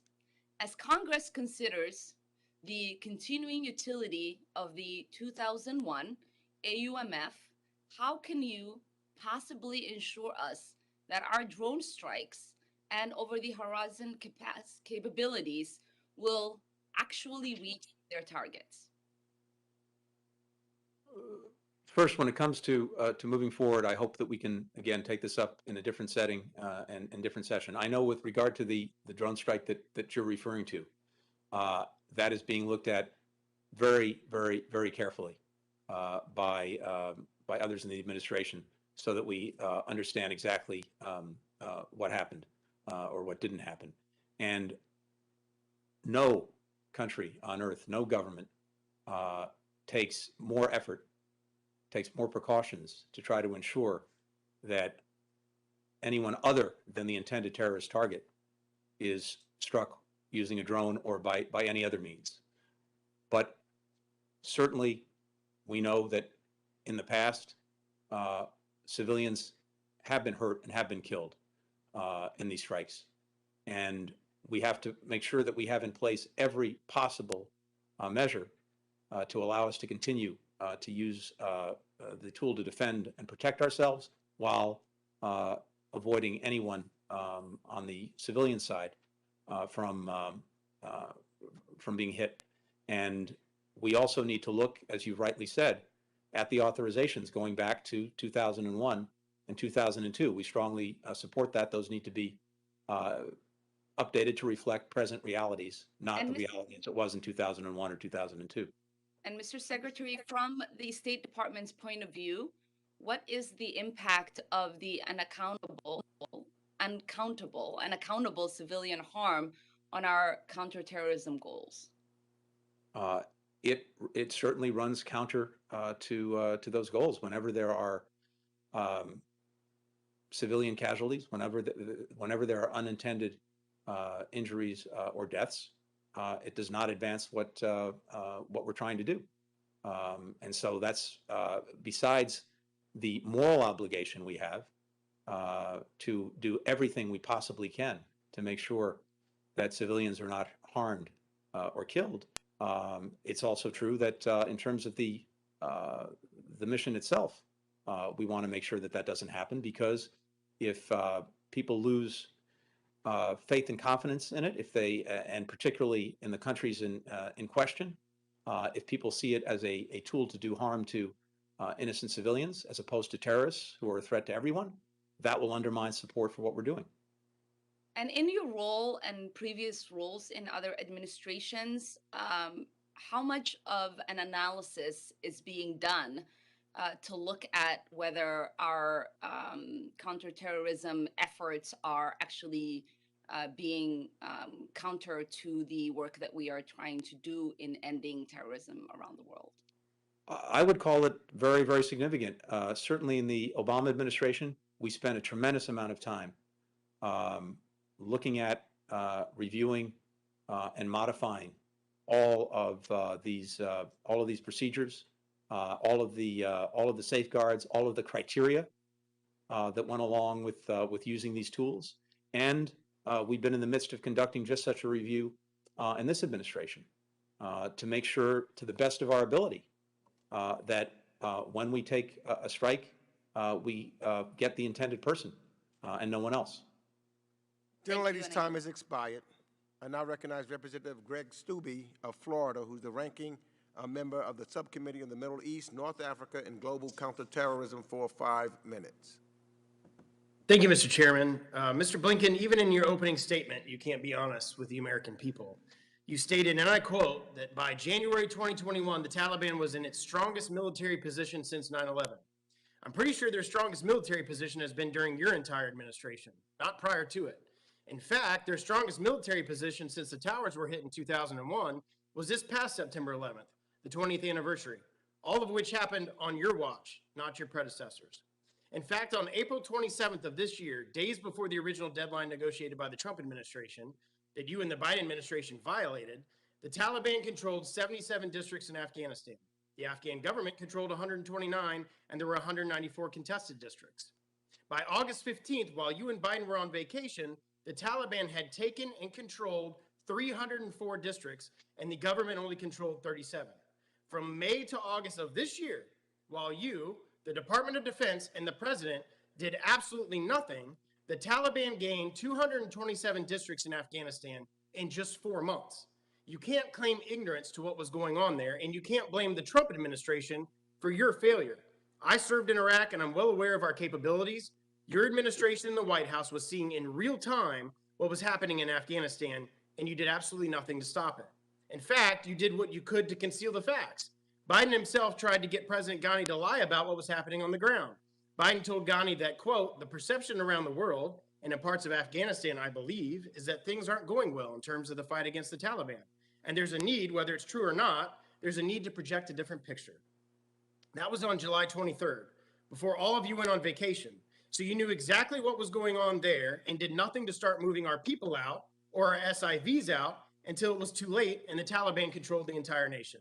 You earlier stated under questioning today, and I quote, we inherited a deadline, not a plan. Yet you didn't even follow the deadline that you cascade as something you couldn't do anything about. This whole blaming the Trump administration for everything that's happened in Afghanistan is a disgrace. You are the Secretary of State, and Biden has been the commander-in-chief since January, not Trump. You and the administration saw what was happening in Afghanistan, and you had the ability to deal with it, not Trump. You were responsible for the assets on the ground, and you were responsible for getting our people out. So I know how you, Biden, and other Democrats want nothing more than to blame Trump for all of the problems that you have created but the responsibility for all of this lies squarely on your shoulders and in the lap of President Biden.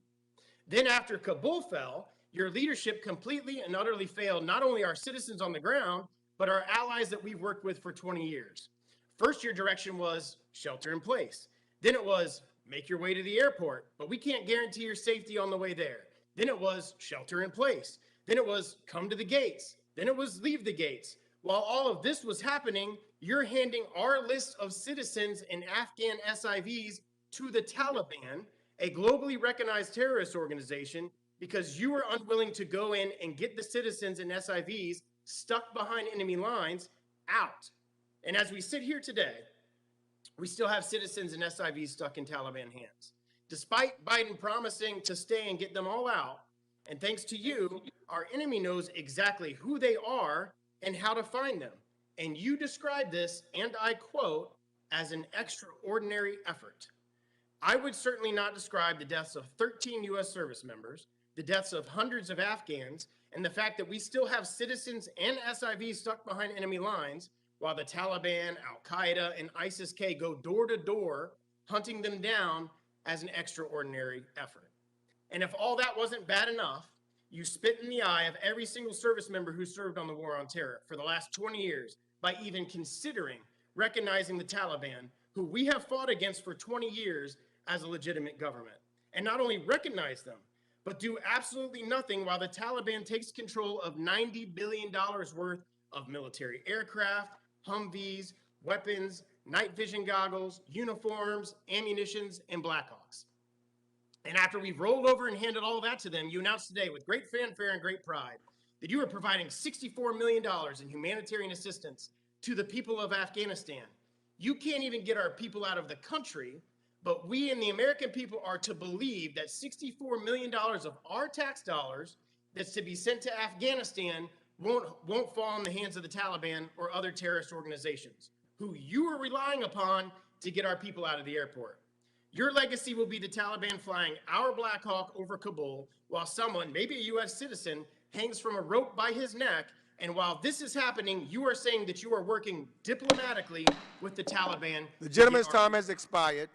I now recognize Representative Colin Allred of Texas for 5 minutes.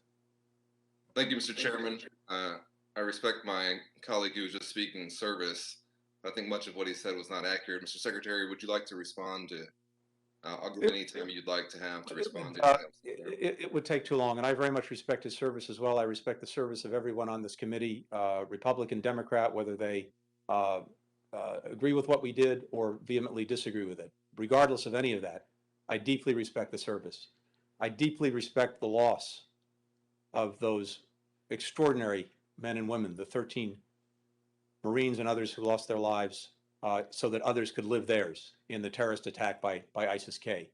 And I also deeply respect the loss of the 2,641 service members who gave their lives in Afghanistan over the last 20 years. And I would simply say, and I apologize for taking your time, but I would simply say that I believe the most important legacy we can leave is to have ended America's longest war, to make sure that a third generation of Americans doesn't have to go fight and die in Afghanistan, as well as having brought 125,000 people to safety under the most extraordinary circumstances, made good by our commitments to work to get every American out and to continue to do that with the few that remain in Afghanistan, as well as to deal with the ongoing challenges that it poses. So I believe that will be the legacy that we're talking about. I apologize, Congressman, for taking your time. Thank you. No, thank you, Mr. Secretary. It's extremely difficult to end a 20-year conflict. And I think we're seeing that. And of course, tempers are running high, and I know it's been a long day, but I want to thank you and the State Department personnel for helping my office evacuate the Asfali family from Kabul to be reunited with his brother, who actually lives here in my district. Mr. Asfali worked with our embassy, and not only did he evacuate his wife and 2 kids, he got 4 unaccompanied children whose mother was already in New York out of Kabul as well. And so I want to thank your team for that success story. And as a member of the Veteran Affairs Committee, as well as this committee, I want to speak to the many veterans of the Afghan war and their families who live in my district. And just quote President George W. Bush, who's actually my constituent this weekend, said that the cause that you pursued at the call of duty is the noblest America has to offer. You've shielded your fellow citizens from danger You've defended the beliefs of your country and advanced the rights of the downtrodden. You've been the face of hope and mercy in dark places. You've been a force for good in the world. End quote. And I want to thank all those who've served as well. You know, Mr. Secretary, in the time I have remaining, I want to say 2.5 years ago, your predecessor, Secretary Pompeo, appeared before this committee. And I know it's not very satisfying to look to the past and sometimes maybe even think that you're pointing fingers. But at that time, I questioned him about the conditions of our withdrawal from Afghanistan that he was negotiating in real time with the Taliban. I asked Secretary Pompeo why he had abandoned previous U.S. policy regarding negotiations with the Taliban, such as insisting that they agree to respect the Afghan constitution, including its protections for women and minorities, and of course, as my other colleagues have said, maybe most egregiously, excluding the Afghan government from those negotiations almost entirely, undermining that very government in its own country. At the time, Secretary Pompeo was fairly dismissive, I think it's fair to say, of my concerns. But Mr. Secretary, I want to draw your attention to the screen here showing an excerpt of the Trump administration's deal. It notes that the deal did not require the Taliban to disavow al-Qaeda and did not include a commitment to not attack Afghan security forces, which has also been discussed today. And I want to ask you, Mr. Secretary, based on your experience, what aspects of the deal that you inherited would you have handled differently based on past U.S. policy and the best diplomatic tools that are at our disposal? Well, look, hindsight is always 20/20. Whether it's for us, whether it's for the previous administration or the ones before.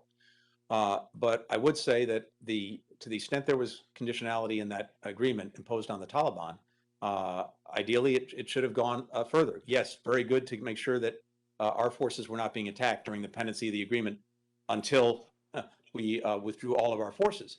But there was very little in that agreement that really compelled the Taliban to negotiate and get to an agreement with the Afghan government about the future of Afghanistan, a future in which these basic rights and principles were upheld. That wasn't there, and I think that's unfortunate. Similarly, we can talk about the forces that we withdrew, you know, in the last few months, but in reducing, to the extent that we did, the leverage that we had by going from roughly 13,500 forces down to 2,500 forces by the end of the last administration, that made it very, very challenging to leverage the Taliban to even make good on what little there was in the agreement to begin with, never mind doing more. So again, in fairness, you know, all of this is 20/20, and I hope we engage in that 20/20 hindsight, not just for the last 9 months, but for the last 20 years, because there's a lot that we need to look at. Gentleman's time has expired. Thank you, Mr. Chairman. I yield back. I now recognize Representative Dan Muser of Pennsylvania for 5 minutes. Thank you, Mr. Chairman. Mr. Secretary, you are a longstanding, experienced American diplomat. Your service is to be commended to our country. Past hearings, you have been fair and informative. I, however, must state that I'm very disappointed in your written testimony, your opening comments and answers today, which really seemed to me, sir, as a series of rationalizations. You are, in fact, blaming everyone but yourselves and the Taliban, which is interesting for this disaster, and yet you seem to continue to be victimized by wishful thinking. Blaming the Trump administration, frankly, is equivalent to me planning a fishing trip months in advance.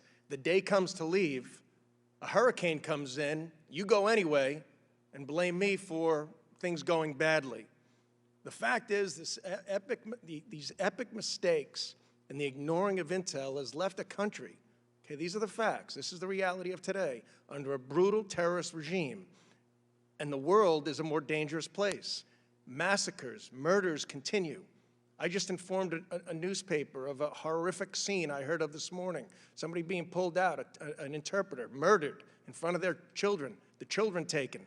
Okay, this is a result of these incredible mistakes. 13 Americans tragically killed. 124,000 Afghanistanians desperately fleeing for their lives, some falling off of airplanes as they leave, as they desperately try to get out. We have billions in American military equipment and pallets of cash, I understand, left behind in Taliban hands. Yet, sir, you sit and tell us that you did the right thing. Okay, that frankly makes us, kind of scares the hell out of us as to what decisions might be made next. So I'll start with my first question. Are there any conditions where we provide pallets of cash to the Taliban? None that I'm aware of. All right, thank you. Intel said Taliban would likely overrun Afghanistan and all the cities as it did. Of course, you mentioned General Milley a number of times, stating how there was no intel stating 11 days. What was the likely scenario that you all, your department, and the Biden administration believe was going to occur after our retreat?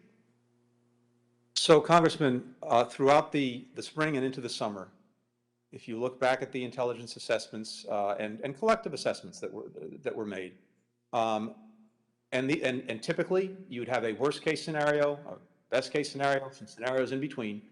It went from in the winter and spring to worst case scenario, the Taliban takes over the country in 18 months to 2 years after our withdrawal, to in July, the end of the year, the end of this calendar year.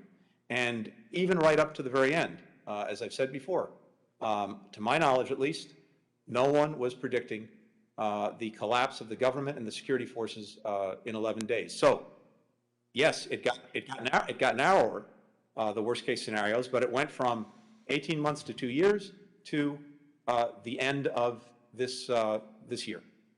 Okay, that's getting it very wrong, regardless of the information available. Will the Biden administration secure our southern border now that we have this serious additional crisis and terrorists on the loose worldwide? We've been working assiduously to secure that border from day one. And we're also, as we talked about a little bit earlier, with regard to Afghans coming in to the United States, as you know, there are very significant, rigorous vetting procedures in place with Customs and Border Patrol, NCTC, FBI, CIA, et cetera, that are done initially in these transit countries before anyone comes to the United States, and then continue on military bases here, which is usually the first point of landing after Dulles Airport for people coming from Afghanistan. Thank you, Secretary. Just lastly, do you believe, and the Biden administration believe, terrorists respond to strength and the willingness to use it? Terrorists respond to effective counterterrorism. Absolutely. All right. Thank you, Mr. Chairman. I yield back. Thank you.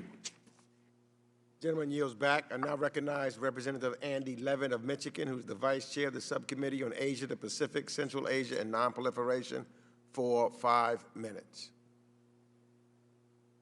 Thanks, Mr. Chairman, and thank you, Mr. Secretary, for helping the President end our longest ever war, which was the right thing to do, for your department's efforts to airlift out so many tens of thousands of Americans and Afghans when the Afghan government and armed forces fell so precipitously, and for your patience and steadfastness here today. Obviously, you've heard a lot about our concerns today regarding Afghans seeking refuge in the United States and elsewhere, and I want to start there. What commitments has the administration secured from third countries to host Afghans for a sufficient duration to allow the administration to process their SIV, P1, and P2 visas or humanitarian parole requests? Where are we at with that? So we've secured a number of agreements that would allow us to, as Afghans come out of the country, and these would be SIV applicants, these would be potential refugees, with several countries where they could go to those countries. We could engage in the processing, especially with regard to SIVs, as you know, with a 14-step process. Very hard to complete that. There are parts that we could not possibly complete remotely in Afghanistan. So we do need to get them to third countries where we can complete that. And we have enough? in place. I mean, agreements in place in several countries. Really, I guess that's the question. Or do we I'm need sorry? more? Is the capacity enough, or do we need more? I guess. I think the current capacity is enough, but that's something we're going to look very carefully at. And of course, much depends on the ongoing ability of people to leave Afghanistan and to get to these countries. Okay. All right, well, let's stay on the topic of Afghans who need protection right now. U.S. officials have stated our commitment to Afghans at risk, such as civil society workers, human rights defenders, women's rights activists, journalists, and others.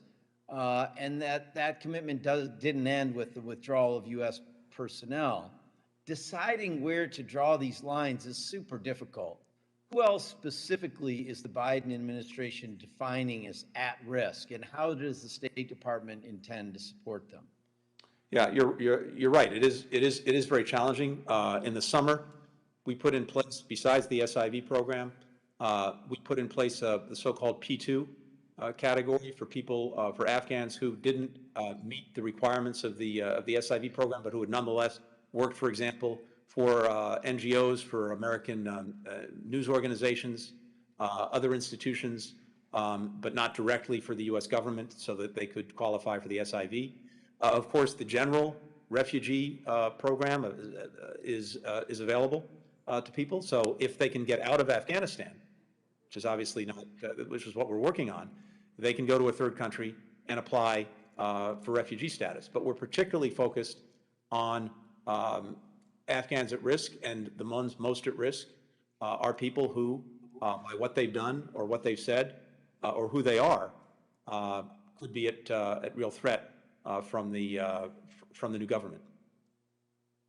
All right, finally, let me return to the question of the drone strike, the U.S. drone strike in Kabul on August 29th, which reportedly killed at least 10 civilians, including 7 kids, just going from media reports. What I want to ask is, what role is the State Department playing in helping to investigate any civilian harm caused in this strike? Does the State Department have a role in this, or is it purely military or intelligence officials?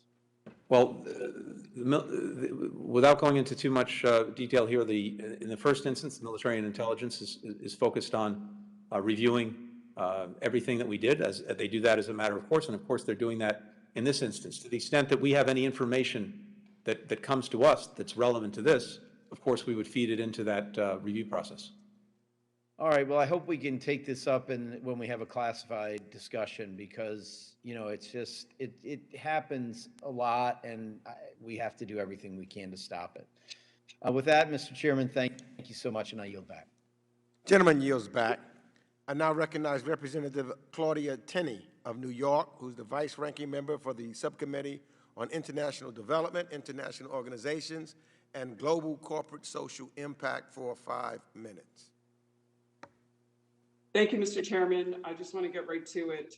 My son served in the Marine Corps for 8 years. I spent the weekend with Marines and Gold Star families. There's nothing worse than having someone show up at your door to tell you that your son or daughter was killed in action. I know you know that. I just want to say to some of our colleagues on this call who don't understand the anger and the anguish that many feel, you know, referring to this as histrionics and by this side, I feel the pain of these people. I spent the weekend with them. I've been with my Gold Star families for many, many years. And I know you understand that. But my question to you is that I want to reference back to something that Representative Issa had referred to. He referred to communications that our American citizens and others had received that said, make contingency plans to leave when it is safe, to do so that do not rely on the U.S. government for assistance.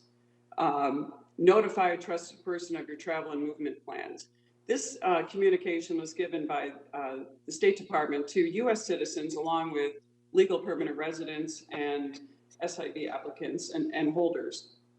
My question is, can you tell us that these people who, and I appreciate those who've been able to get out successfully, who have not been assisted, who are there in harm's way, will you give us a commitment that our American citizens and our legal permanent residents and others out safely. Absolutely, but just to clarify, and again, I invited Congressman to share that with me. Here's my understanding. Starting in March, we issued 19 separate. Let me just. No, but it's important. It's important. I don't want to take your time. It's important to clarify this if I could. No. Going to get out safely. Yeah, no. So here's just to be clear, and I believe this is what this refers to, but if it's not, we'll take that up. The question is, can you just make the assurance that these people will be out safely? Because I now have an American citizen, family of 7. A 2-year-old is an American citizen, and they're still stranded in Afghanistan. They were told by the State Department in a letter, only one parent can accompany the family home, or this 2-year-old home, which means the other 5 are going to be left in Afghanistan. I want your assurance that all of that family will be kept intact and be brought home and will not be separated at the Afghan border. First of all, Congresswoman, we are committed to bringing any remaining. I'd be happy to address the question if I could, please. We're committed to bringing any remaining American citizens in Afghanistan out who wish to leave, and we're working on that every single day under the law. This is the question, though. We have an American citizen who has 6 family members who are legal permanent residents. We were told by the State Department only one gets to accompany the American citizen.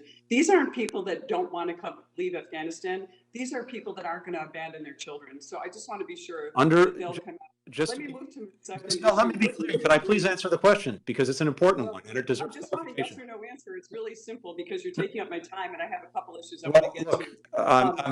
I'm really happy to address, because you raise a very important question. Just to be very clear, any American citizen, their spouse, and their minor children, we are committed to bringing out. That's what the law provides under the Immigration and Naturalization Act. It's also what the other laws provide for. If we want to be more expansive than that, we invite Congress to change the law. Quick question. Thank you. I appreciate that.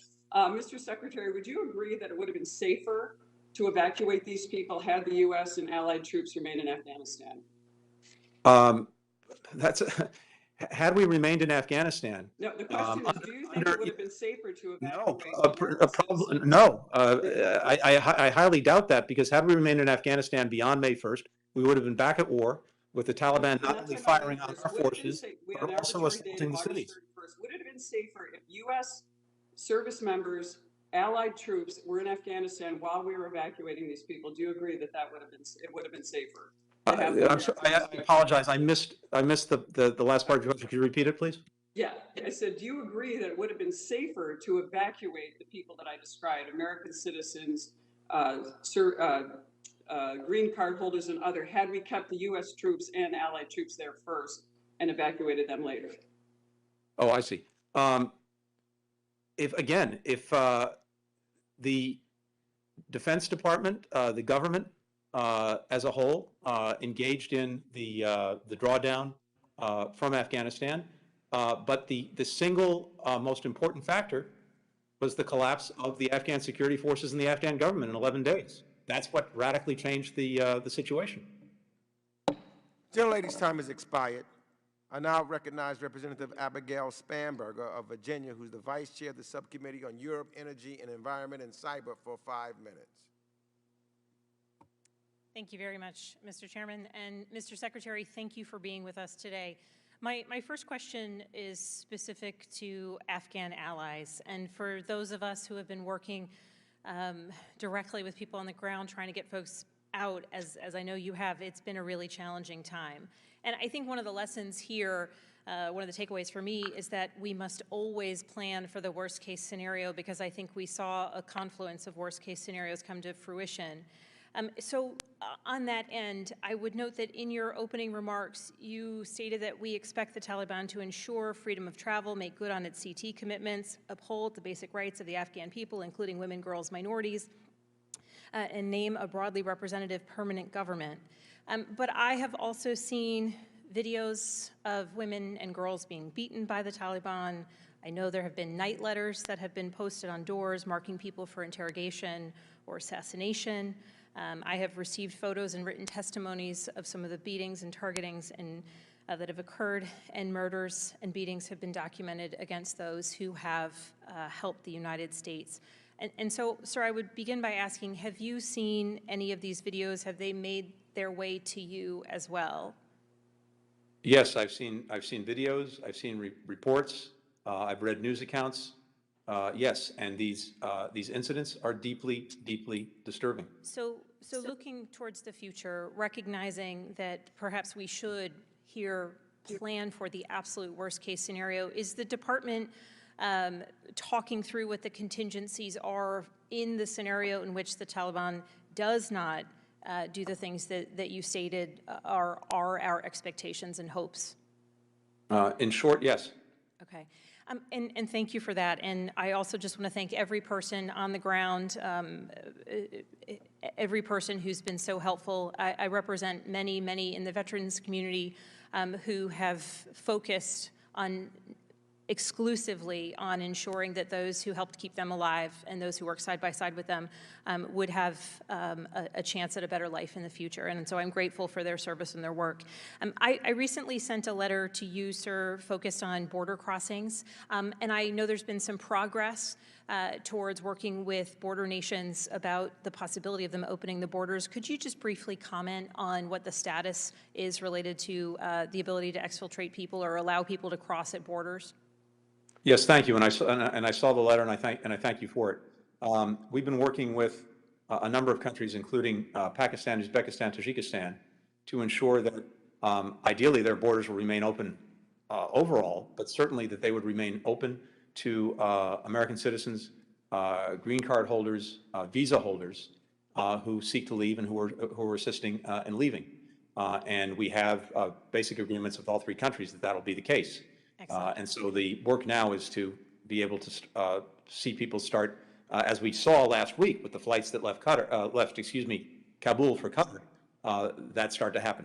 Thank you so very much, Mr. Secretary. And please, if any of that changes, I ask that you keep us apprised so that we can be helpful as possible. And last week I visited Fort Pickett, which is in my district, to see Operations Allies Welcome firsthand. And I saw thousands of Afghan children, women, and men who made it out of Afghanistan. It's a testament to a whole-of-government approach, public servants, U.S. service members, NGO workers, and volunteers standing up an incredible effort on very, very short notice. On behalf of the communities that I represent, I would just want to reiterate the importance of really ensuring that the interagency team engages and communicates with local government.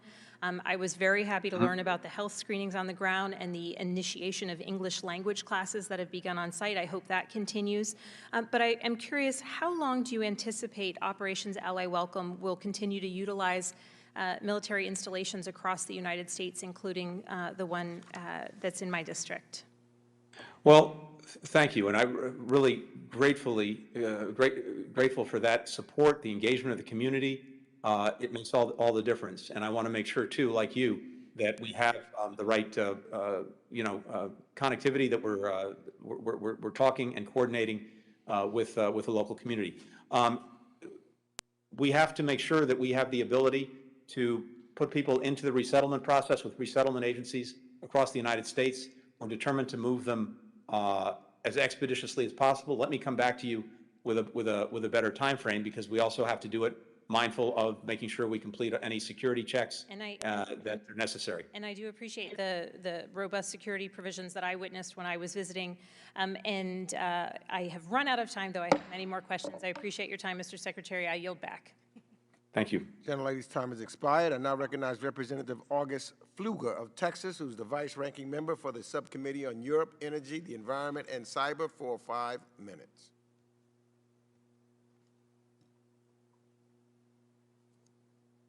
You're muted, Mr. Pfluger.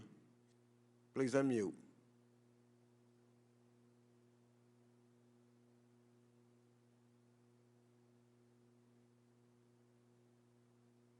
We'll come back to Mr. Pfluger.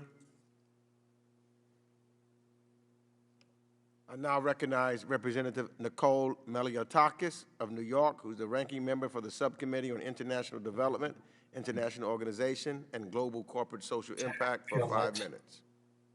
Thank you, Mr. Chairman, and thank you, Secretary, for being with us today and answering our questions and concerns. You said that the Afghanistan mission was, quote, successful. I speak for millions of Americans when I say that when it was a kick in the gut to see our American military vehicles parading in the streets with the Taliban flags.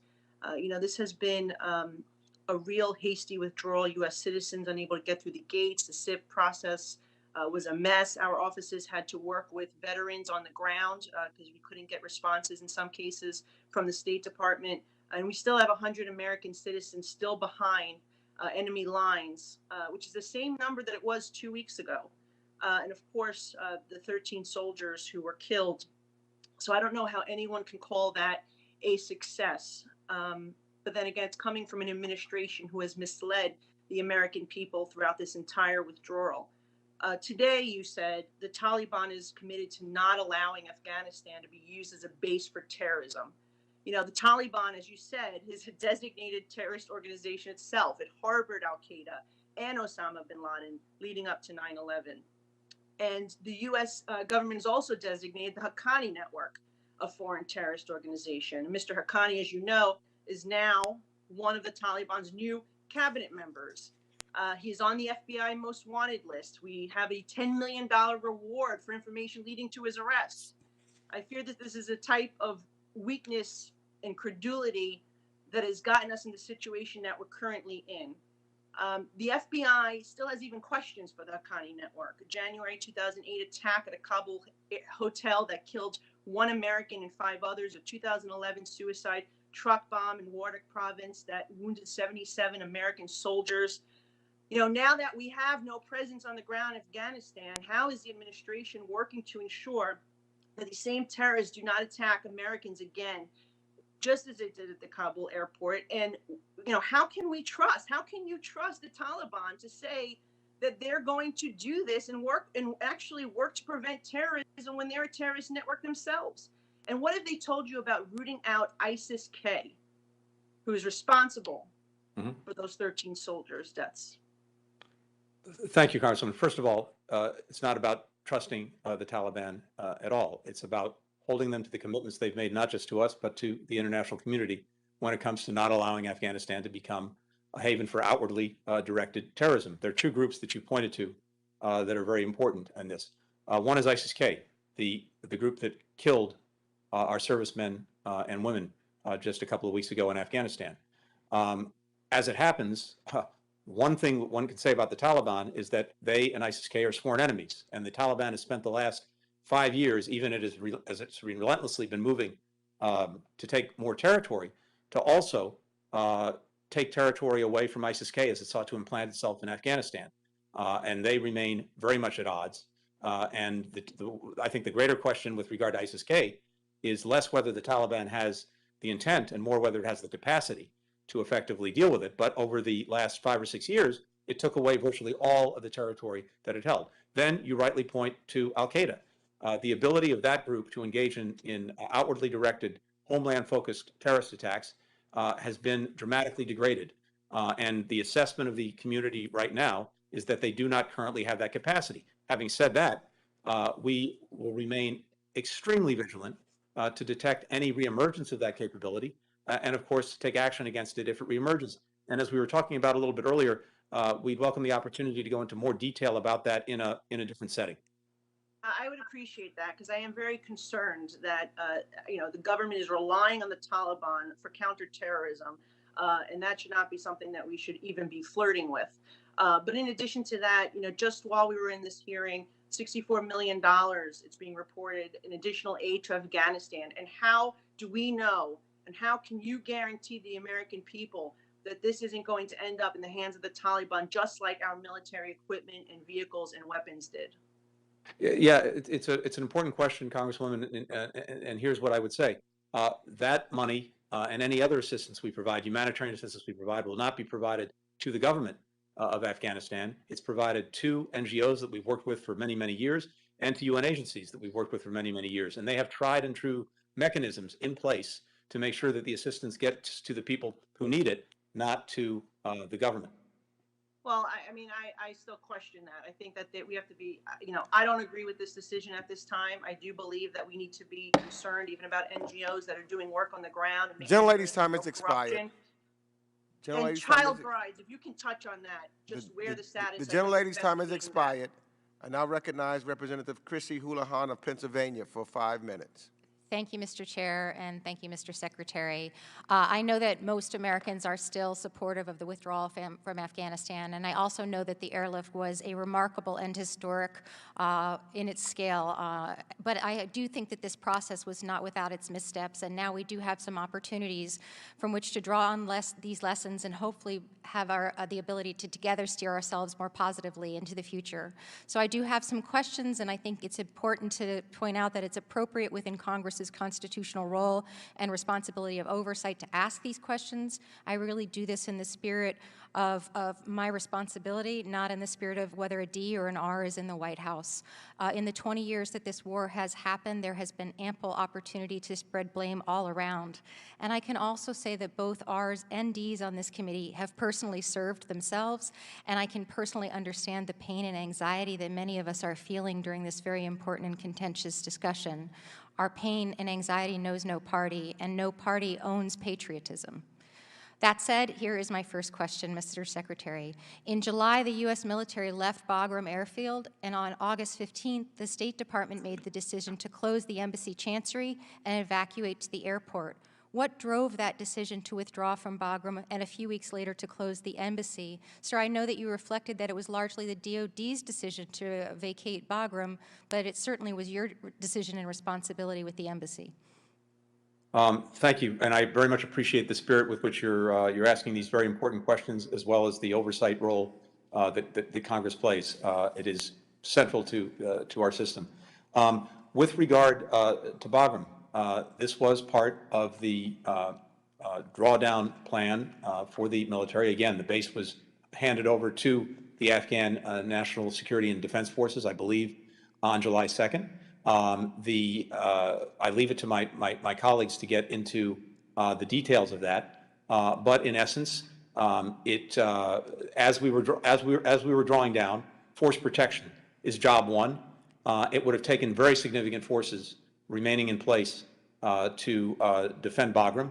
And in terms of departures from Afghanistan, and this was before the collapse of the government and the security forces, the airport in Kabul was a much better place to do that from. Bagram, as you know, is about 40 miles outside of the city, so getting there is a challenge. Sir. And beyond that, at the end of the day, I'm sorry, go ahead. If it's okay, I would like to kind of lead into my next question because I think it relates to that. I do want to understand something that many of us remain unclear on, which is the timelines that were laid out both publicly and privately for withdrawal, and they may have something to do with the decision to vacate Bagram and the embassy. I empathize that you were given an agenda and not necessarily a plan from the prior administration, but as far as I can tell, September 11th was announced publicly as a date certain by which we needed to be gone, as was August 31st later on. And I was always led to believe that telegraphing, let alone speaking out loud, the dates that you were planning on doing things was something you should not signal to your enemy.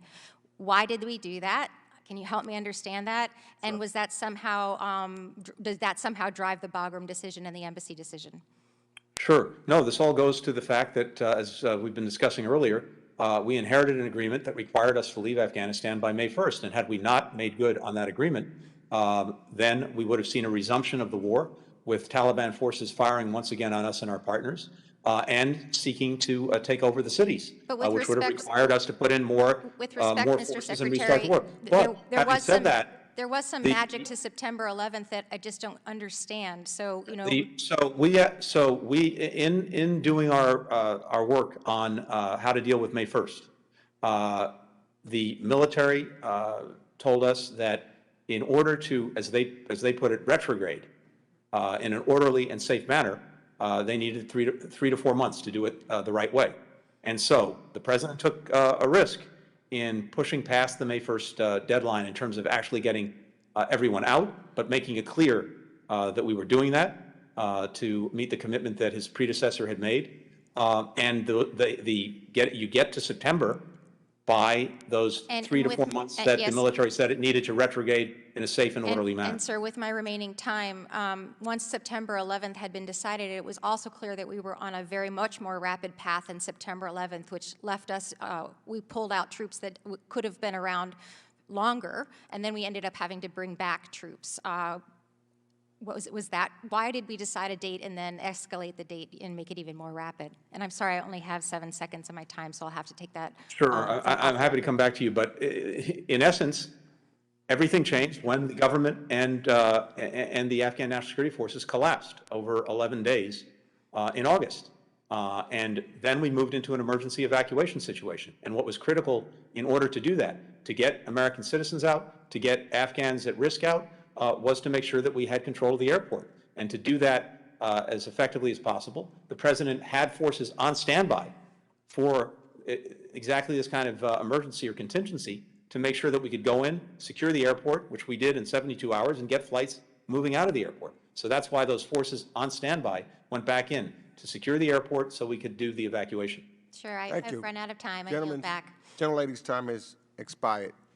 I now again reach out to Representative August Pfluger of Texas for 5 minutes. Thank you, Mr. Chairman. Can you hear me? Yes, we hear you.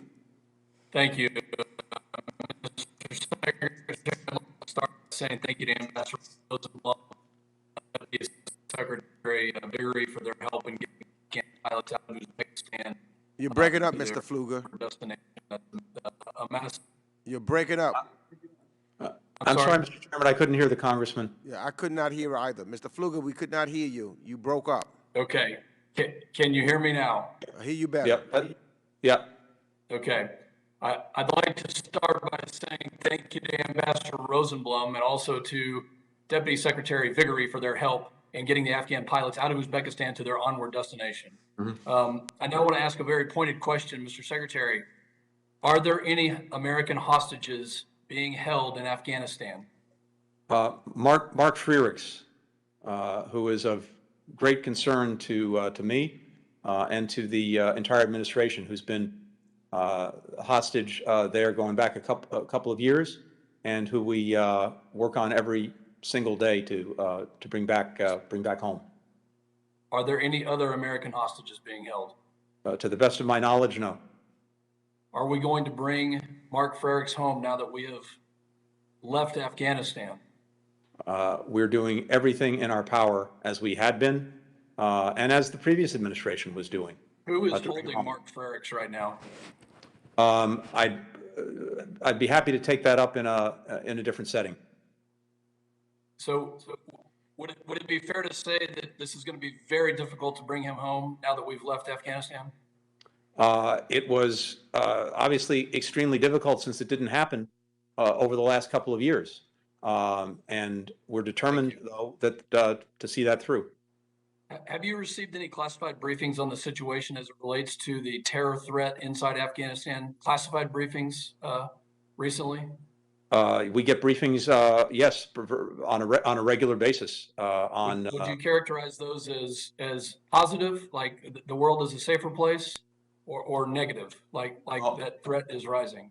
Well, Neil said I don't want to get into any details in this setting. Again, happy to come back to you, but it very much depends on what you're looking at. If you're looking at outwardly directed threats against the homeland and against others outside of Afghanistan, the basic assessment is the groups in question currently do not have that capacity, but that could change, and that's why we're being extremely vigilant to see it if it reemerges and to do something about it if it does.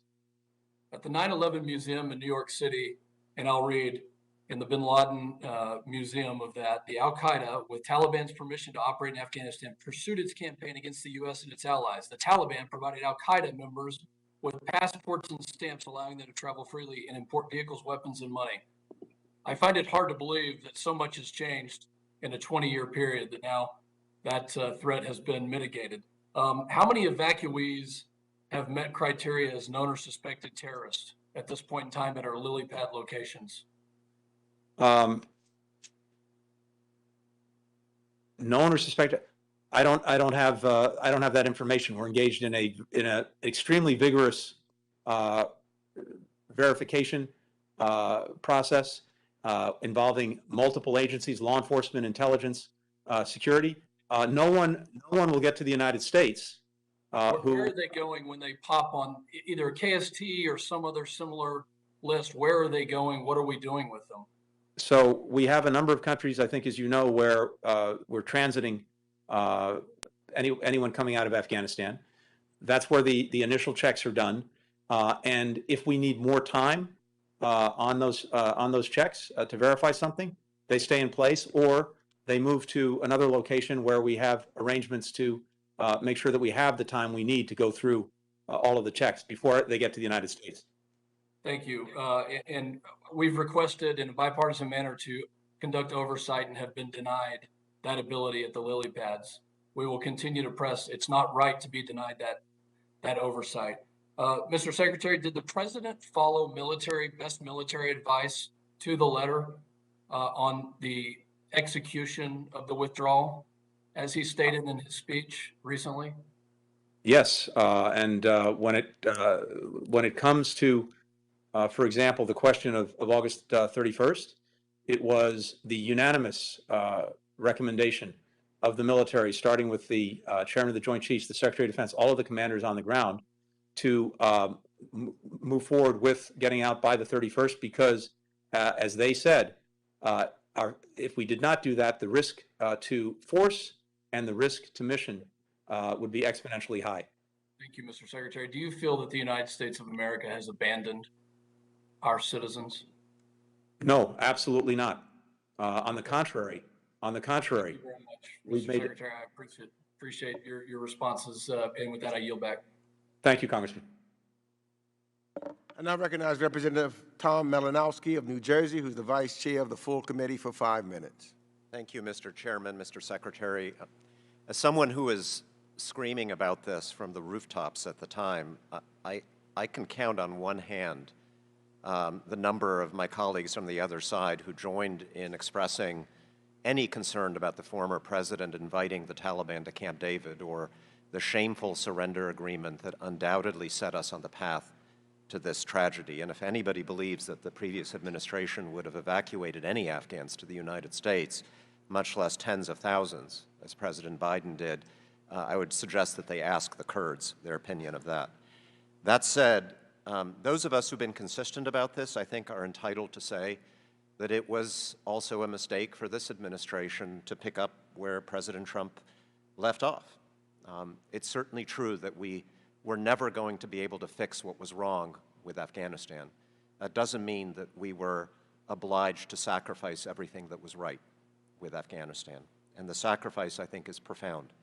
An extremely important counterterrorism partnership was lost, and a terrorist state is now upon us. Enormous gains for women, for the rule of law, for democracy, for human rights, mass displacement. The Afghans remade their society. We didn't do it, they did. It was our withdrawal, I am afraid, that has unmade their society. And what have we gained for this? Our troops are not coming home. We need to be honest about that. They're merely moving to other bases in the same region to conduct the same counterterrorism missions, including in Afghanistan, but from a longer distance with no partners on the ground, no NATO allies on the ground, presumably more civilian casualties. That drone strike in Kabul was not the last act of our war. It was unfortunately the first act of the next stage of our war. Now, I don't want to ask you to respond to all of that. I think this is just a philosophical difference that will have to rest. I do want to ask you, Mr. Secretary, about the next stage of this evacuation to which I know you're committed.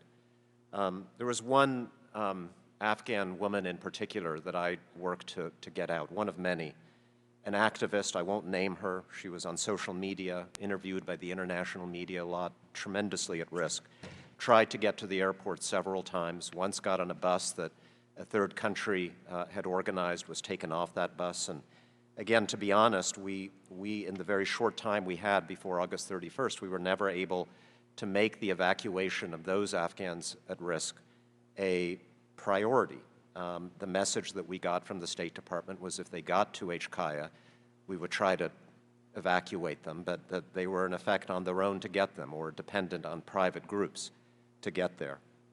My question for you today, very practically, is whether with this new phase, with most Americans out, with the airport restarting operations, whether the State Department will proactively prioritize trying to get individuals like that women's rights activist out. And let me say what I mean by that specifically. Will the State Department, for example, reach out to all the private groups and NGOs that have been working on this to try to consolidate and rationalize these lists that they have and that you have? Will you work to try to proactively contact these people to get them visas either to the United States or visas that we can encourage third countries to give them? And would we work then proactively with countries like Qatar that are still in place to try to arrange for safe rides to the airport?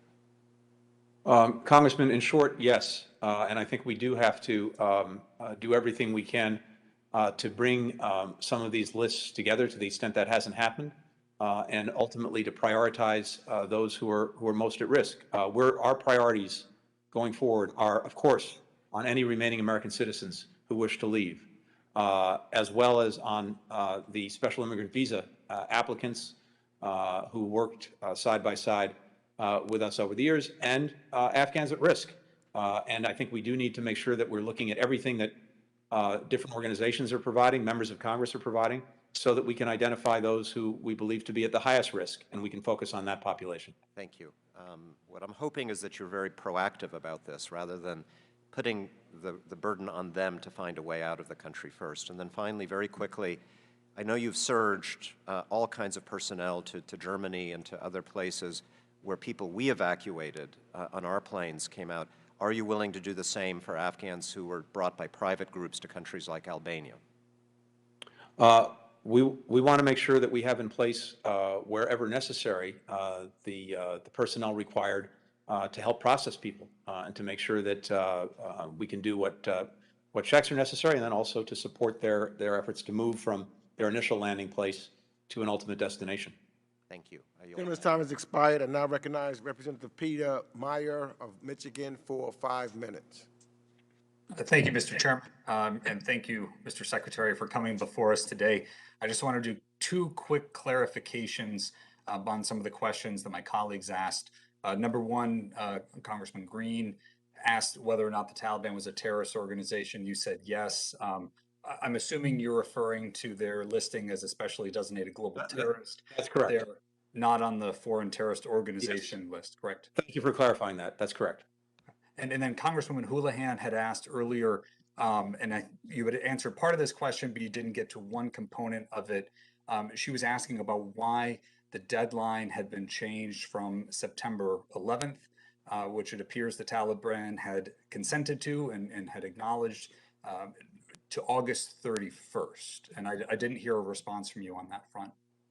The deadline that the Taliban repeatedly made clear that they were looking to was August 31st.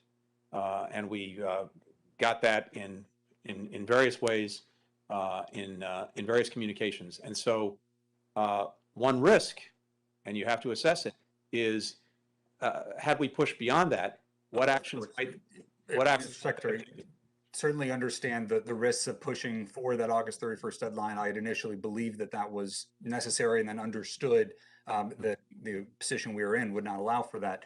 But I want to also get at something that we had discussed earlier. You'd mentioned several times these emails that the State Department had sent to Americans who were in Afghanistan.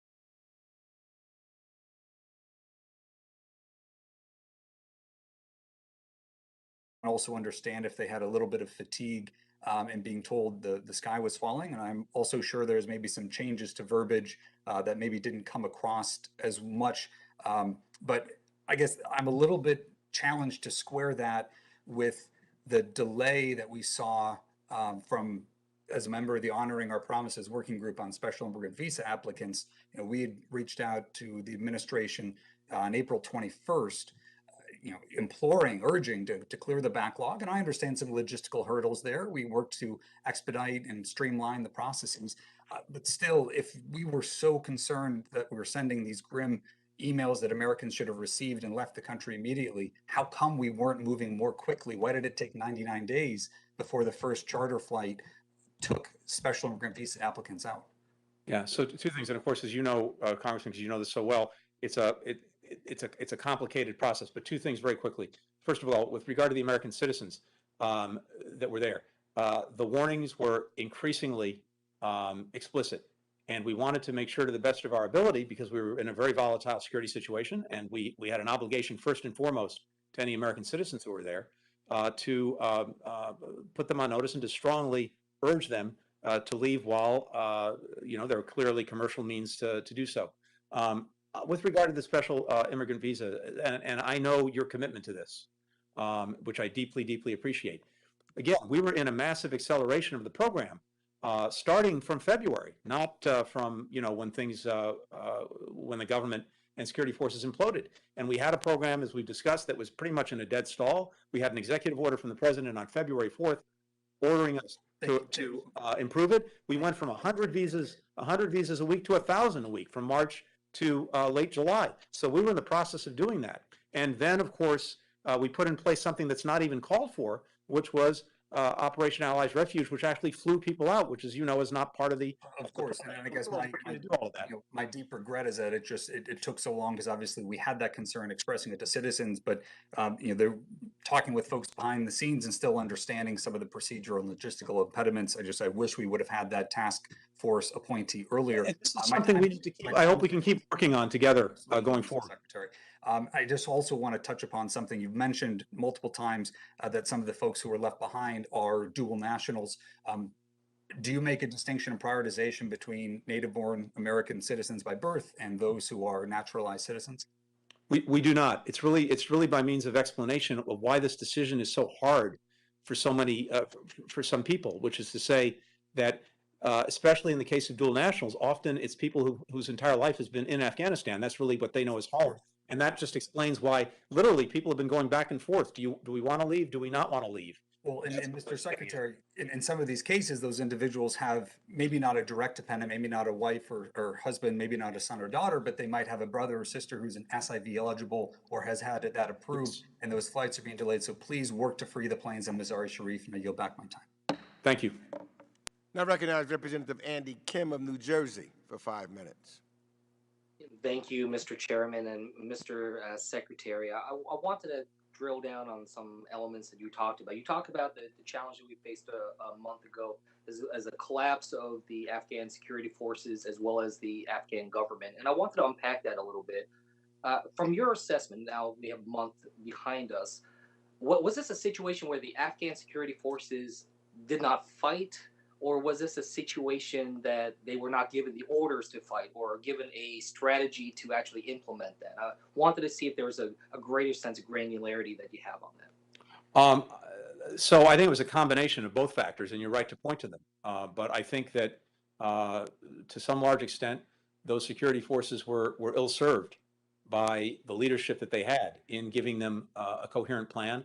We throughout the summer, we were pressing, and obviously the experts were pressing, our military leaders and other experts, but also me in conversations that I had with then President Ghani and others to put in place an effective plan, and in particular to make sure that they were consolidating their forces to more effectively defend the major cities, Kabul and large provincial capitals.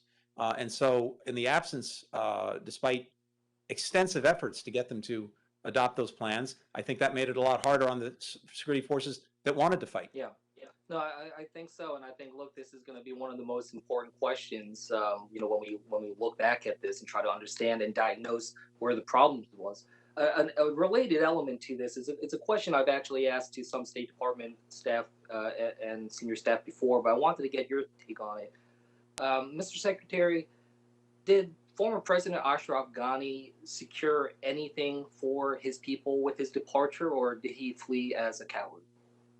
Look, I don't want to characterize his departure other than to say that that combined with, as an institution, the Afghan security forces not putting up resistance, and all of this taking place in the space of 11 days, obviously is what put us into this emergency evacuation. Did you have any prior knowledge that he was going to flee, or did you hear about it when he announced it on social media? I spoke to President Ghani on a Saturday night, and this was when we were in the process of working in Doha to try to organize a transfer of power and to have toward a representative government, and to see that he would participate in that. And what he told me in that conversation was that he would go along with that effort, but if the Taliban wouldn't, he would, and I paraphrase, fight to the death. That was Saturday night. He left the next day. I had no advance warning of that. Mr. Secretary, I wanted to ask you if you've personally spoken to any Taliban leadership. I have not. I guess the question is are you actively choosing not to speak to them? Is this a point of leverage and legitimacy in your mind? And if that is the case, who is the most senior person in the U.S. government right now talking directly to the Taliban, and who is their counterpart on the other side? We've made very clear to the Taliban, as have countries around the world, with our leadership and organization, that any legitimacy that they may seek from the international community, any support that they may be looking for, is going to be contingent on their actions. And basically the nature of the relationship that they might have with us or anyone else will be defined by what they do. And So they do. just They're in clear, and they're terms of clear what's expectations. happening just in terms of what's Right. happening right now, So who we've is had the a most senior yes, person? we've had a political channel. We've had a political channel with them going back to the previous administration, with a team that does engage them politically, and Ambassador Khalilzad has been leading that effort. But with other members of the team, they're the ones, as well as our mission in Doha, the Afghanistan affairs mission. Once the embassy shut down, was moved to Doha. Ian McCarry, who runs that, is also engaging with their political commission members in Doha. Yeah, and just final question here. There's a lot that we need to unpack over the course of 20 years. And certainly these different committees we're on in Congress will see different elements of it, the political side, the diplomatic side, the military, intelligence, et cetera. But I wanted to ask you, would the administration support a 9/11-like independent commission that would look across all of these different pillars to try to assess an analysis of what happened? I can't speak for the administration on that. All I can say is that, as others have said, we're all going to do our hot washes, to use the vernacular, on the last 9 months since we've been in office, and I hope and expect that all of us will engage in a review of the last 20 years. Great, thank you, Mr. Gentleman's Secretary. time has expired. I now recognize Representative Ronnie Jackson of Texas, who's the vice-ranking member for the Subcommittee on Africa, Global Health, and Global Human Rights, for 5 minutes. Thank you, Mr. Chairman. Mr. Secretary, how many members of the State Department were killed in the recent evacuation efforts in Kabul? Members of the State Department killed? None. Okay. Mr. Secretary, in your earlier testimony, you stated that members of the State Department ran into the airport and were serving side by side with the Marines at that gate. Although I deeply appreciate any and all efforts of the State Department personnel on the ground to rescue American citizens, for you to try and ride the coattails of the 13 brave service members that gave their lives in this effort is absolutely shameful in my mind. And it really shows the American people how out of touch you continue to be. I'm not riding anyone's coattails, Congressman. For your information, the men and women of my department were at the gates. Not a question. That was a statement, not a question. Side by side with the statement, not a question. Secretary Blinken, exactly 1 week ago, 4 of my constituents escaped Afghanistan, the first known to leave the country since your administration abandoned American citizens in Kabul on the 30th of August. Your officials left this young mother and her 3 children behind. The youngest was 2 years old. The family remained hidden and terrified for 12 long days until my team and a group of brave patriots on the ground facilitated their evacuation. During this time, the State Department did nothing to help this family. Instead, you directed them to go to the Taliban checkpoints repeatedly, where the mother eventually had a pistol placed to her head, and then told them to stay in their homes as the Taliban went door to door searching for American citizens and Afghan allies. All while you were vacationing in the Hamptons and your diplomats were safe in Doha. Then miraculously, after their safe arrival, the State Department jumped in to claim full responsibility for what had happened. The response from your team is revolting. It takes credit from the brave patriots who risked their lives to actually bring my constituents home safely. Mr. Secretary, did you even know of this family's existence until you wanted to take credit for their harrowing journey? Also, can you explain to what your team, exactly what your team did to help them escape Afghanistan. My team has been working 24/7 around the clock and around the world to get every American citizen who wishes to leave Afghanistan and their families out. They've been putting themselves on the line. They've been putting everything on the line to do that. I very much applaud the efforts that people, including yourself, have engaged in to do the same thing, to help bring people out. And I'm glad that we're able to work together to do that, including in this case where, to the best of my knowledge, we facilitated their departure from Afghanistan, including making sure that we worked to get Taliban to allow them to leave, as well as working at the border with consular officials to make sure that they could be received when they got to Uzbekistan and cared for. So I'm glad that we were able to do that together. This is not about taking credit. I applaud the work that's been done, including by you, and I hope going forward we can continue to do even more of that in closer cooperation and coordination to get any remaining American citizens who wish to leave out. Mr. Secretary, well, I do thank you for coming to this committee meeting today. I do thank you for staying the extra time so that you could actually hear my statement and my question. I do have to say that I'm deeply disappointed in your administration's actions and what I consider to be your gross incompetence. Not only did you risk countless American lives by prematurely and haphazardly withdrawing from Afghanistan, but in the aftermath, you have tried to act as if you've made zero mistakes, and there's been a continuous effort in the State Department to pat yourselves on the back, which most Americans at this particular point do not appreciate. Your tone-deaf approach and your attempts to spin the truth and claim victory from this clear blunder is deeply disturbing. This includes your disgusting attempts to seize credit for this evacuation of my constituents. We will find out later, which I think you had very little, if anything, to do with. You and the rest of the Biden administration owe the American people an apology.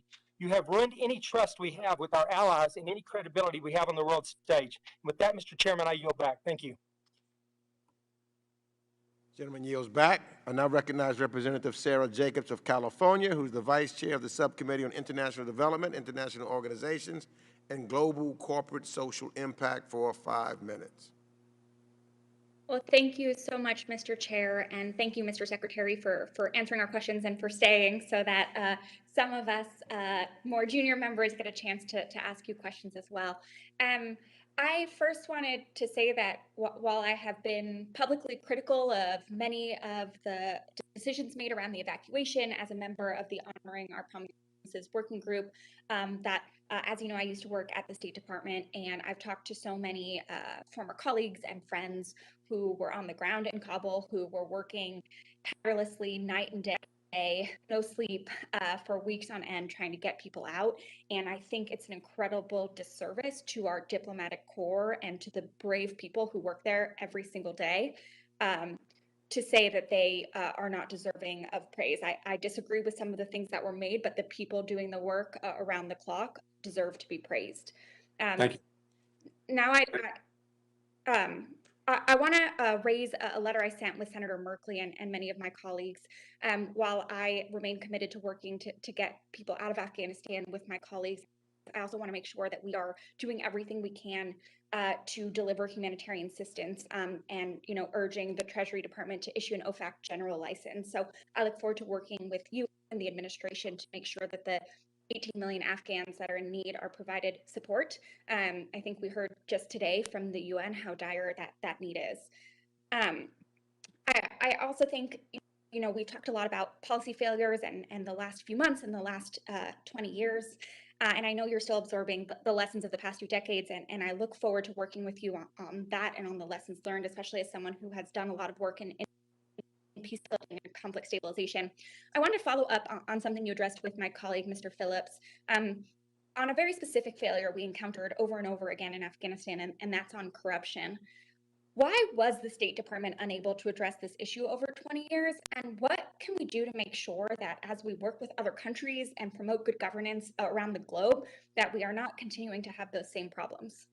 Yeah, that is a great question, and one that I don't have a good answer to, because it's manifestly a failure of our policy over the last 20 years, and one that we need to address, because ultimately that corruption, I think, among other things, undermined any trust or confidence in the government, as well as allegiance to the government. And so when you're asking, you know, Afghan security forces to fight for their country and to fight for a government, when there's that much corruption that's endemic, it's awfully hard to get that allegiance. So you're 100% right to point to that problem. We're putting a special emphasis in the department writ large on trying to more effectively combat corruption around the world. And I think we need to understand very much the lessons of Afghanistan as part of that effort. We certainly welcome working with you and others on that, because we see this around the world as a source of profound instability. Well, I appreciate that. I'll look forward to working with you on that, and especially looking at how the way we do our assistance and security assistance feeds into the incentives around corruption. I know you've been busy, so I'm not sure if you've had a chance to read the recently released SIGAR Lessons Learned report, but I was wondering specifically what the administration plans on applying going forward on how we're conducting peace building and development in all of the countries we're working in. Because I think what we saw in Afghanistan was obviously a failure of some of our military strategy, but also that in 20 years, we could not do the development and peace building programs that would have made the rest of the engagement more durable. So, you know, how do we plan our foreign engagements going forward with realistic goals, space to course correct, and how do we make sure we're actually peace building and helping countries develop, and not just, you know, doing the same thing that we just saw didn't work in Afghanistan? Well, first, I hope that I could actually get my senior team in place to work on just that. But as we were talking about a little bit earlier, the most senior official, unfortunately, is stuck in the Senate right now. But we do need to. I've seen summaries of the report. I have not yet read the whole thing, but I've seen the summaries of it. This is going to be an important, very important document in informing what we do going forward, and how we do and how we do it better. So again, this is something we welcome working with Congress on in the weeks ahead. Well, thank you, and Mr. Chair, I yield back. Thank you. Gentlelady yields back. I now recognize Representative Young Kim of California, who's the vice-ranking member of the Subcommittee on Asia, the Pacific, Central Asia, and Nonproliferation, for 5 minutes. Thank you, Chairman. Secretary Blinken, I appreciate your patience. It's been a long day. I'll get right to the point, and I would appreciate if you could keep your answers brief, too. The withdrawal from Afghanistan continues to be a disaster that has been worsened by this administration's response. And I want to be clear, the issue is not whether we should have withdrawn, but how we withdrew and the complete lack of accountability from this administration. We left hundreds of Americans stranded behind enemy lines, abandoned our Afghan partners who fought by our side, left behind 500 journalists from the U.S. Agency for Global Media in Afghanistan, and left the fates of women and children in the hands of Taliban. Let's recognize that many State Departments and their employees risked their lives and worked tirelessly over the last month, so I want to thank them for their service. However, due to a vacuum in the leadership from this administration, the veterans, ordinary citizens, and congressional offices were forced to step up and, in many cases, take the lead in helping Americans and allies free the country through independent rescue operations. Unfortunately, many of these operations, especially charter flights, have met resistance from the State Department every turn. And one of the Afghan SIVs we work with the Marine veterans to try to evacuate was Syed Obaidullah Amin. He served heroically and risked his life as a translator for the U.S. forces. Despite having a pending SIV, P1, P2 application, he was abandoned by this administration during the evacuation process. He and his wife were killed at Abbey Gate during the Kabul airport attack, fighting to get to safety, leaving their 2 infant sons orphans. There are still P1 and P2 applicants and need the State Department's help. It is too late to save his life, but we still have time to save others. And my office and other congressional offices have been working with a third party to evacuate civilians, people that this administration left behind. This group includes Americans, Afghan partners, and civilians of allied nations. This operation, without the help of the State Department, has secure routes into a neighboring country and has the approval of officials to stage people there for transport to a safe third country, where NGOs stand ready to feed, treat, and process those people. Without basic support from the State Department, this country has made it very clear that everyone in this group will be sent back to Afghanistan to die at the hands of the Taliban. Secretary Blinken, they have started moving as we speak, and the first group has 60 people in it, and 40 of them are children. Your team already has all the necessary information that we provided, but has been repeatedly refused to provide any assistance. I've called your office 2 times and talked to your officials. These people are all doomed if state does not approve and provide transport to a safe third country. Secretary Blinken, I need your commitment now that your department will approve and provide transport for these people. Do I have your word that you will make this happen? We're committed, Congresswoman, to working with you and to working with every other member on securing the safe transport for people that you've identified and that seek to leave Afghanistan. So we will work directly with you on that. But I remind you that we do not control who leaves the country. Secretary Blinken, you don't understand. If we don't do anything right now, even for another day, these people are in grave danger. I need your commitment now. Your department, your office, have all these information. We just need your commitment right now that you will work with them. I have here, it's maybe hard to see on the screen. These are all the cases, and I'm from my office.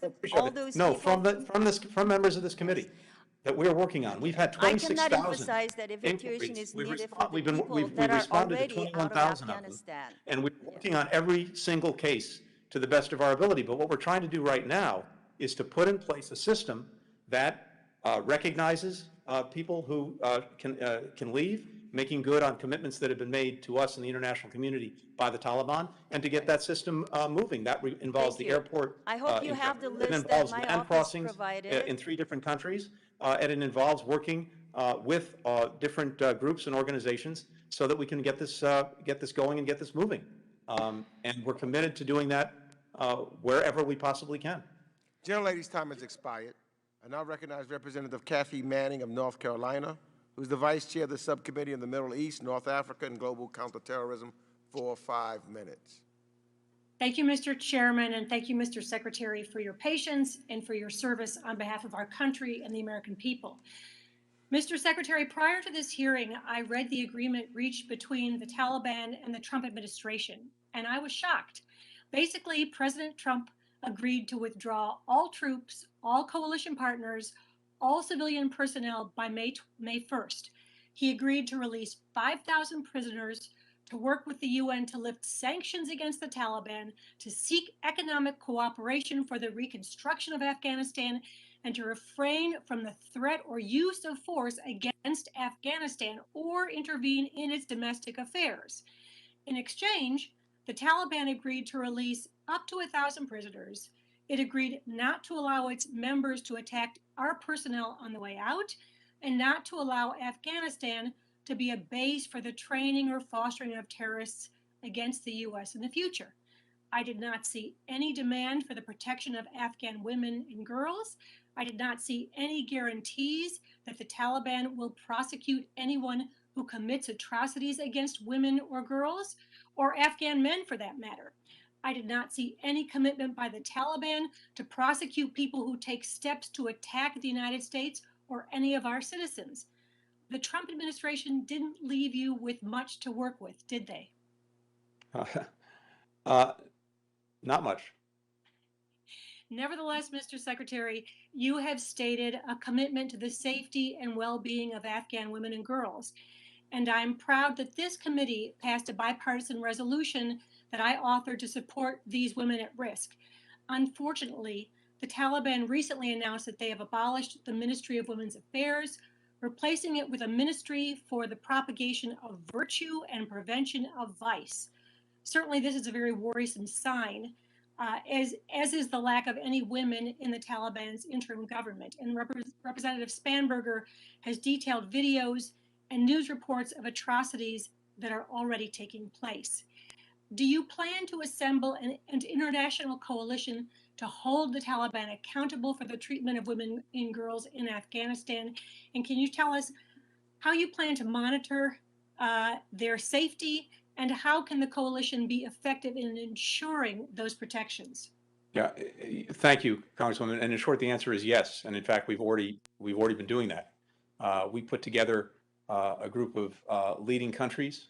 I led a meeting with about 22 of them, as well as NATO, the European Union, and the United Nations, on the expectations of the international community when it comes to the Taliban-led government's conduct, to include upholding the rights of women and girls and minorities. And so there's a clear understanding. It's also enshrined in a UN Security Council resolution that we initiated and got passed. And that has some real meaning to it beyond the fact that it's a resolution, because there are significant UN sanctions on the Taliban. There are travel bans and other things that, if the Taliban is in violation of this UN Security Council resolution, to the extent it wants to see those sanctions lifted or travel bans lifted, that's not going to happen. There are many other points of influence and leverage.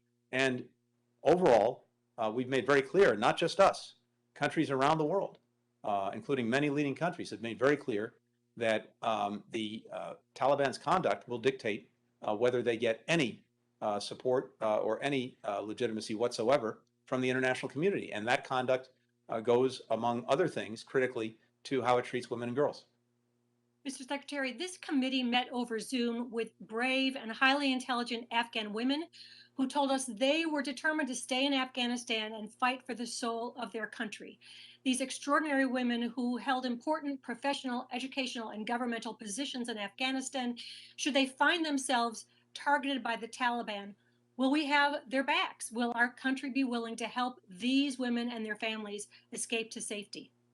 We would do everything within our means to have their backs, and so would many other countries around the world with whom we're working. And we look forward also to working with you in Congress to make sure that we have every possible tool to support these women. Thank you, Mr. Secretary. I know my time is almost up, so I just want to encourage you to please do everything you can to speed up the SIV processing and to provide assistance to those whose documents, whose passports, documents, applications were destroyed in the embassy in the tumult of the evacuation. And again, thank you for your service. Thank you. Now I recognize Representative Jim Costa of California for 5 minutes. Very much, Mr. Chairman, and thank you, Mr. Secretary, for staying the entire length of time so that all of us could answer our questions and your service to our country. And listening to the hearing today, I'm reminded that the old adage that we try in America to limit politics at the water's edge with all the finger pointing that's been taking place is maybe a thing of the past. But I'd like to focus on the current situation with the B2 process and P1s. We've been trying to work with the State Department, and we've frankly been frustrated on what's the extent that the administration's exploring options for in-country or virtual processing for P2 and humanitarian patrol applicants. Well, we're looking at all of that, Congressman, and I would very much appreciate working with you, working with your office, and if that's not happening, we'll make sure that we fix it.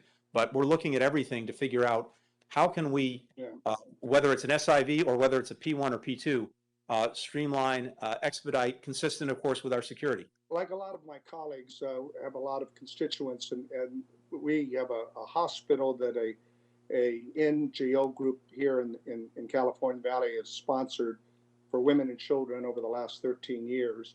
75% of the physicians and nurses are women. Excuse me, 40% of them are women and children. They're in great fear. They're minorities in the country, and they have been trying to find a way out. Are you considering fast tracking the B2 applicants, and what's the process State Department is looking at scaling up on the high volume of these applicants, and what sort of infrastructure? I mean, it's not equipped to handle. And will the departments, with the state of work, will you expedite any humanitarian parole petitions, and how long is that process for state to finish? Yeah, well, we're looking at all of that. I want to come back to you and come back to Congress on some of the ideas that we have for doing that, as well as looking at what resources would be needed to do that, because I think we're going to need more support. And this goes across the SIV program to P1, P2. Who would be the key person that our office would work with you folks at state? I'm going to have the head of legislative affairs in the first instance, her office follow up with you in your office, and we can take it from there. It's been very frustrating. There are about, almost 200 individuals with their families that are kind of in just great frustration and fear of their lives, frankly. Yeah. Notwithstanding all the good work that they've done. And so, I'm just reminded of the fact that it seems like with what the State Department maybe has not been able to do, and I know you've made a great effort, humanitarian effort in the evacuation, but I'm working with other folks, and it seems like a modern underground railroad of some kind is taking place with a lot of third parties trying to get people by any means to the Uzbekistan border or to Sikistan. I mean, how do you see that continuing, and with great risk, I might add? Yeah, look, I think that there are people who are doing extraordinary things to try to help get people out of Afghanistan who want to leave, whether it is NGOs, individuals, veterans groups, and others. Wherever possible, we want to make sure that we're coordinated. We want to make sure that we're doing whatever we can to support these efforts. But we're also working, Congressman, to make sure, to the best of our ability, that we have in place an overall process, an overall understanding that will allow people to leave openly and freely with the necessary documents. That would be the best way to do this. Right, but you're processing these P2 applicants and getting some understanding by the Taliban is obviously key to that happening. That's correct. And so let me just close on this, on the bigger picture at 20,000 feet. You've been asked this question, and please get back to us with these brave people who are in great fear of their lives. Last night, I don't know if you saw it, but CNN did a great presentation of 2 hours of 20 years of Afghanistan. Was it worth it? Under 4 different administrations. And I remember meeting with Maliki the 3rd time in 2010, and I made the same comment that was made earlier. How do you expect to create democratic institutions where corruption in this part of the world is endemic, if not a way of life? And he gave me a BS answer. What's the lessons to learn here that you've gotten? And you can't answer that in 10 seconds, but. Well, I think one of them is exactly the one you just cited, Congressman, which is when you've got corruption corroding everything that you're trying to do, it makes it a lot harder, if not impossible. That's certainly something we need to follow up on. Look forward to working with you. Thank you. Thank you. I now recognize Representative Juan Vargas of California, who's the Vice Chair of the Subcommittee on the Western Hemisphere, Civilian Security, Migration, and International Economic Policy for 5 minutes. Thank you very much, Mr. Chairman, and I want to thank the Secretary. Mr. Secretary, I appreciate the words that you said that you were working with the veterans groups in particular. We stood up, the veterans stood up an incredible group here in San Diego and did heroic work as they did when they were serving. I hope you continue to work with them and the State Department as a whole. They know their interpreters, they know the people that help them. And again, they did magnificent work, obviously, as soldiers, as airmen, as Marines, and they're doing magnificent work now as citizens trying to help those that helped us. Sure. I agree.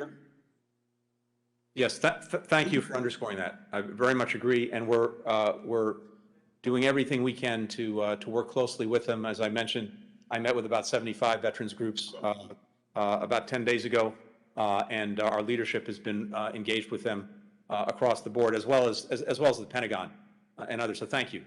Well, good. The one thing that we've kind of talked around a little bit but haven't really hit square on is the issue of intelligence. And obviously this is not a classified briefing, but you did bring up the notion that, well, the briefing that stated that we thought that it would be 2 years potentially. I think you said 18 months to 2 years before it collapsed. And then you said the shortest time was maybe by the end of this year. How many months would that have been? So what is the shortest period?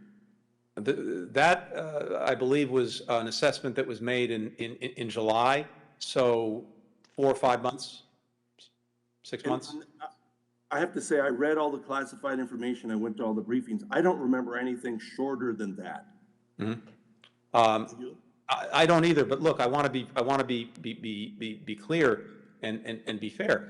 There are going to be individuals' voices who may point to something different. As you know, you try to do this with worst case scenarios as well as best case scenarios and other scenarios, and you have to look across the board at all of this. And the question is, where does the kind of weight of it land? And that's what I was referring to. Well, what I remember and how I remember this is all the information that I read, and obviously some we can't discuss in this setting, but nobody said that they would collapse in a month. Nobody said that they'd collapse in 2 months. There were some people that were saying that it might go quicker than 6 months. But this was a real failure of intelligence. And my concern is this, that I believe that we could have that same failure of intelligence with Iran and its nuclear program. Again, I don't think that we're looking at this wide-eyed and open-minded. I think that Iran, we're going to wake up one of these mornings and find out that our intelligence is very wrong there. I think we have a very difficult time understanding these religious fanatics and what they would do to either liberate their country as they see it, or to create the weapon of choice as they see it. I don't think we have good intelligence on that. I don't think we understand what they would be willing to do, and it very much concerns me. We can look at blame, and certainly I agree with Mr. Malinowski. I was very upset when President Trump announced that he had secretly invited the Taliban to come to Camp David, and then the smiling pictures that we saw, and I hope you don't do this, the smiling pictures that we saw with Pompeo and the Taliban saying that he looked into their eyes and he could see that they were telling the truth and all that kind of crap. I hope you don't do that. I hope you have wide eyes open and not those starry eyes of Mr. Pompeo looking into the eyes of Taliban and saying, oh, yes, they're going to be good boys this time. They're not. But again, I think our intelligence is lacking, and I don't know how we can correct that. Well, let me just say, this is a collective responsibility. And I think all of us, whether it's the intelligence community, whether it's the military, whether it's the State Department, need to make sure that we are doing everything we can to provide the best possible assessments and feeding all of the information in and coming to conclusions. So I think this is a collective responsibility. And that's very important. Iran, there's lots that goes into that, different things, but when it comes to what we put in place through the agreement that's now no longer being adhered to, the JCPOA, we actually had on the ground, eyes on, intelligence inspections, monitoring, unlike any we've ever had. And that's different than, assessing someone's intent. Well, again, my time is almost up. I do thank you for all the work that you've done. But again, I do think we got it all wrong with our intelligence. And I think we're going to get it all wrong with Iran. I think we're going to pay a big price. But again, I thank you for your hard work. I appreciate it. I yield back. I now recognize Representative Brad Snyder of Illinois for 5 minutes. Thank you, Mr. Chairman. I want to thank you for hosting this critically important hearing. And before I go any further, I want to remember and honor the service and sacrifice of our military, as well as our diplomats, others who have served our nation in Afghanistan over the last 20 years. As you, Chairman Meeks, noted at the top of this hearing, 800,000 people have served in our military operations in Afghanistan. 2,461 U.S. personnel have given their life, including, tragically, 11 Marines, 1 Army soldier, and 1 member of the Navy who died at Hamid Karzai International Airport last month. I also want to acknowledge the tremendous effort expended last month to coordinate the evacuation of more than 124,000 people from Afghanistan. Nevertheless, I know we are all concerned to know that Americans and Afghani allies remained in Afghanistan after our last troops left on August 31st. Mr. Secretary, as you have previously affirmed, our nation remains committed to help any American as well as citizens of allied nations and Afghans wanting to leave. I know this body is counting on your commitment there, and please know that we are prepared to assist in any way. Mr. Secretary, I also want to thank you for staying for a very long hearing to allow all of us to have a chance to speak and ask questions. We have covered a lot of ground today, some of it addressing very difficult issues. Let's be clear, the current situation in Afghanistan and the tragic events of this August were the consequence of policies taking place over 20 years, not the policies or even the events of the previous 20 weeks or even 20 months. I can just touch on some of those. Going back to the very beginning, as was noted earlier, in December 2001, less than 3 months after the 9/11 attacks, the Taliban leader Mullah Muhammad Omar reportedly offered to recognize the new government and surrender their arms. But U.S. Secretary of Defense Donald Rumsfeld rejected that. We can go on into 2010 when we surged to 100,000 troops. But in that, President Obama said that he would begin withdrawing those troops within 18 months, which he did. By 2010, the Obama administration came to assess that there was no political solution or no military solution and began low-level negotiations with the Taliban in 2010. Then jump ahead to last year in 2020, when the U.S. signed an agreement with the Taliban after Donald Trump's administration initiated the first high-level direct U.S. talks with the Taliban. In November of last year, President Trump ordered the drawdown of our troops. On January 15th of 2021, the number of U.S. forces was at 2,500 troops, the lowest level since 2001. And on April 14th of this year, President Biden announced that though he would not have negotiated the deal that the previous administration did with the Taliban, he would follow through. And we know Kabul fell on August 14th and the last troops left on August 31st.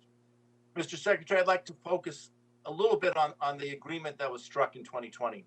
According to the agreement, the Taliban was supposed to prevent terrorists from threatening the U.S. and our allies, which of course was a farce given the attack that we saw take place over the course of many months. My question is, under that agreement, how many prisoners were released as a condition of the negotiations with the Taliban? We prevailed upon, the previous administration prevailed upon the Afghan government to release about 5,000 prisoners. The Taliban released about 1,000 prisoners. Did any of these prisoners play a leadership role in the Taliban's takeover of Afghanistan? It appears to be the case that some of them played a significant role in leading military operations in various parts of the country. Yes. So, jumping forward from the agreement, as you said, it left an agenda without a plan, or the previous administration left an agenda without a plan. Based on the 2020 agreement, what would have been the implications of keeping U.S. troops in Afghanistan beyond the deadline set? The implications were very clear, Congressman. Had the president not made good on the agreement reached by the previous administration, the attacks on our forces and partner forces would have resumed, and the offensive to take over Afghanistan's cities would have commenced. And the result of that would have been that in order to protect ourselves and to prevent the takeover of the country, we would have had to have reintroduced a substantial number of forces into Afghanistan, in effect restarting and re-upping the war, not ending it. So with the last couple of seconds, just to quickly summarize, had we stayed beyond the deadline, we would have had more troops than the 2,500 that started at the beginning of this year. Those troops would have been at risk and engaged in active conflict with the Taliban, likely resulting in casualties to American forces, costs of both blood and treasure for our country. Is that a fair statement? It is. My time has expired, but again, I just implore you, we must do everything we can to bring every American home that wants to come home. All of those special immigrant visas applicants seeking to Gentleman's time has expired. After vetting, anything we can do to help you, please let us know. Thank you. Gentleman's time has expired. Member questions are now concluded. I want to first thank questions are now concluded. I want to first thank Secretary Blinken for his testimony, his patience, and his time here today. He has been accessible to this committee and we look forward to continuing the relationship that we have as we utilize our oversight responsibilities. And as I close, I think it is important to recognize that our actions have consequences. And many times, these actions are not easily reversible. The Trump administration's excluding the Ghani government while legitimizing the Taliban through direct negotiations fundamentally altered the power of the country.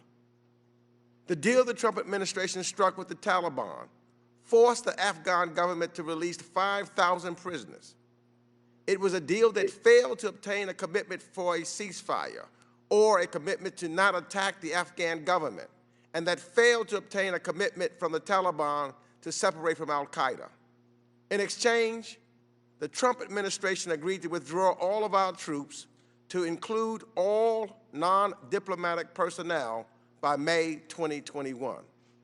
There was a consequence to this agreement and consequences to the policy decisions that were made throughout the 20 years our military was deployed in Afghanistan.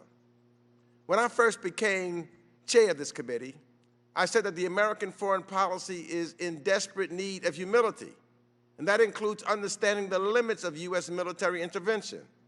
And at the start of this hearing, I cited how many Americans were killed over 20 years of war in Afghanistan.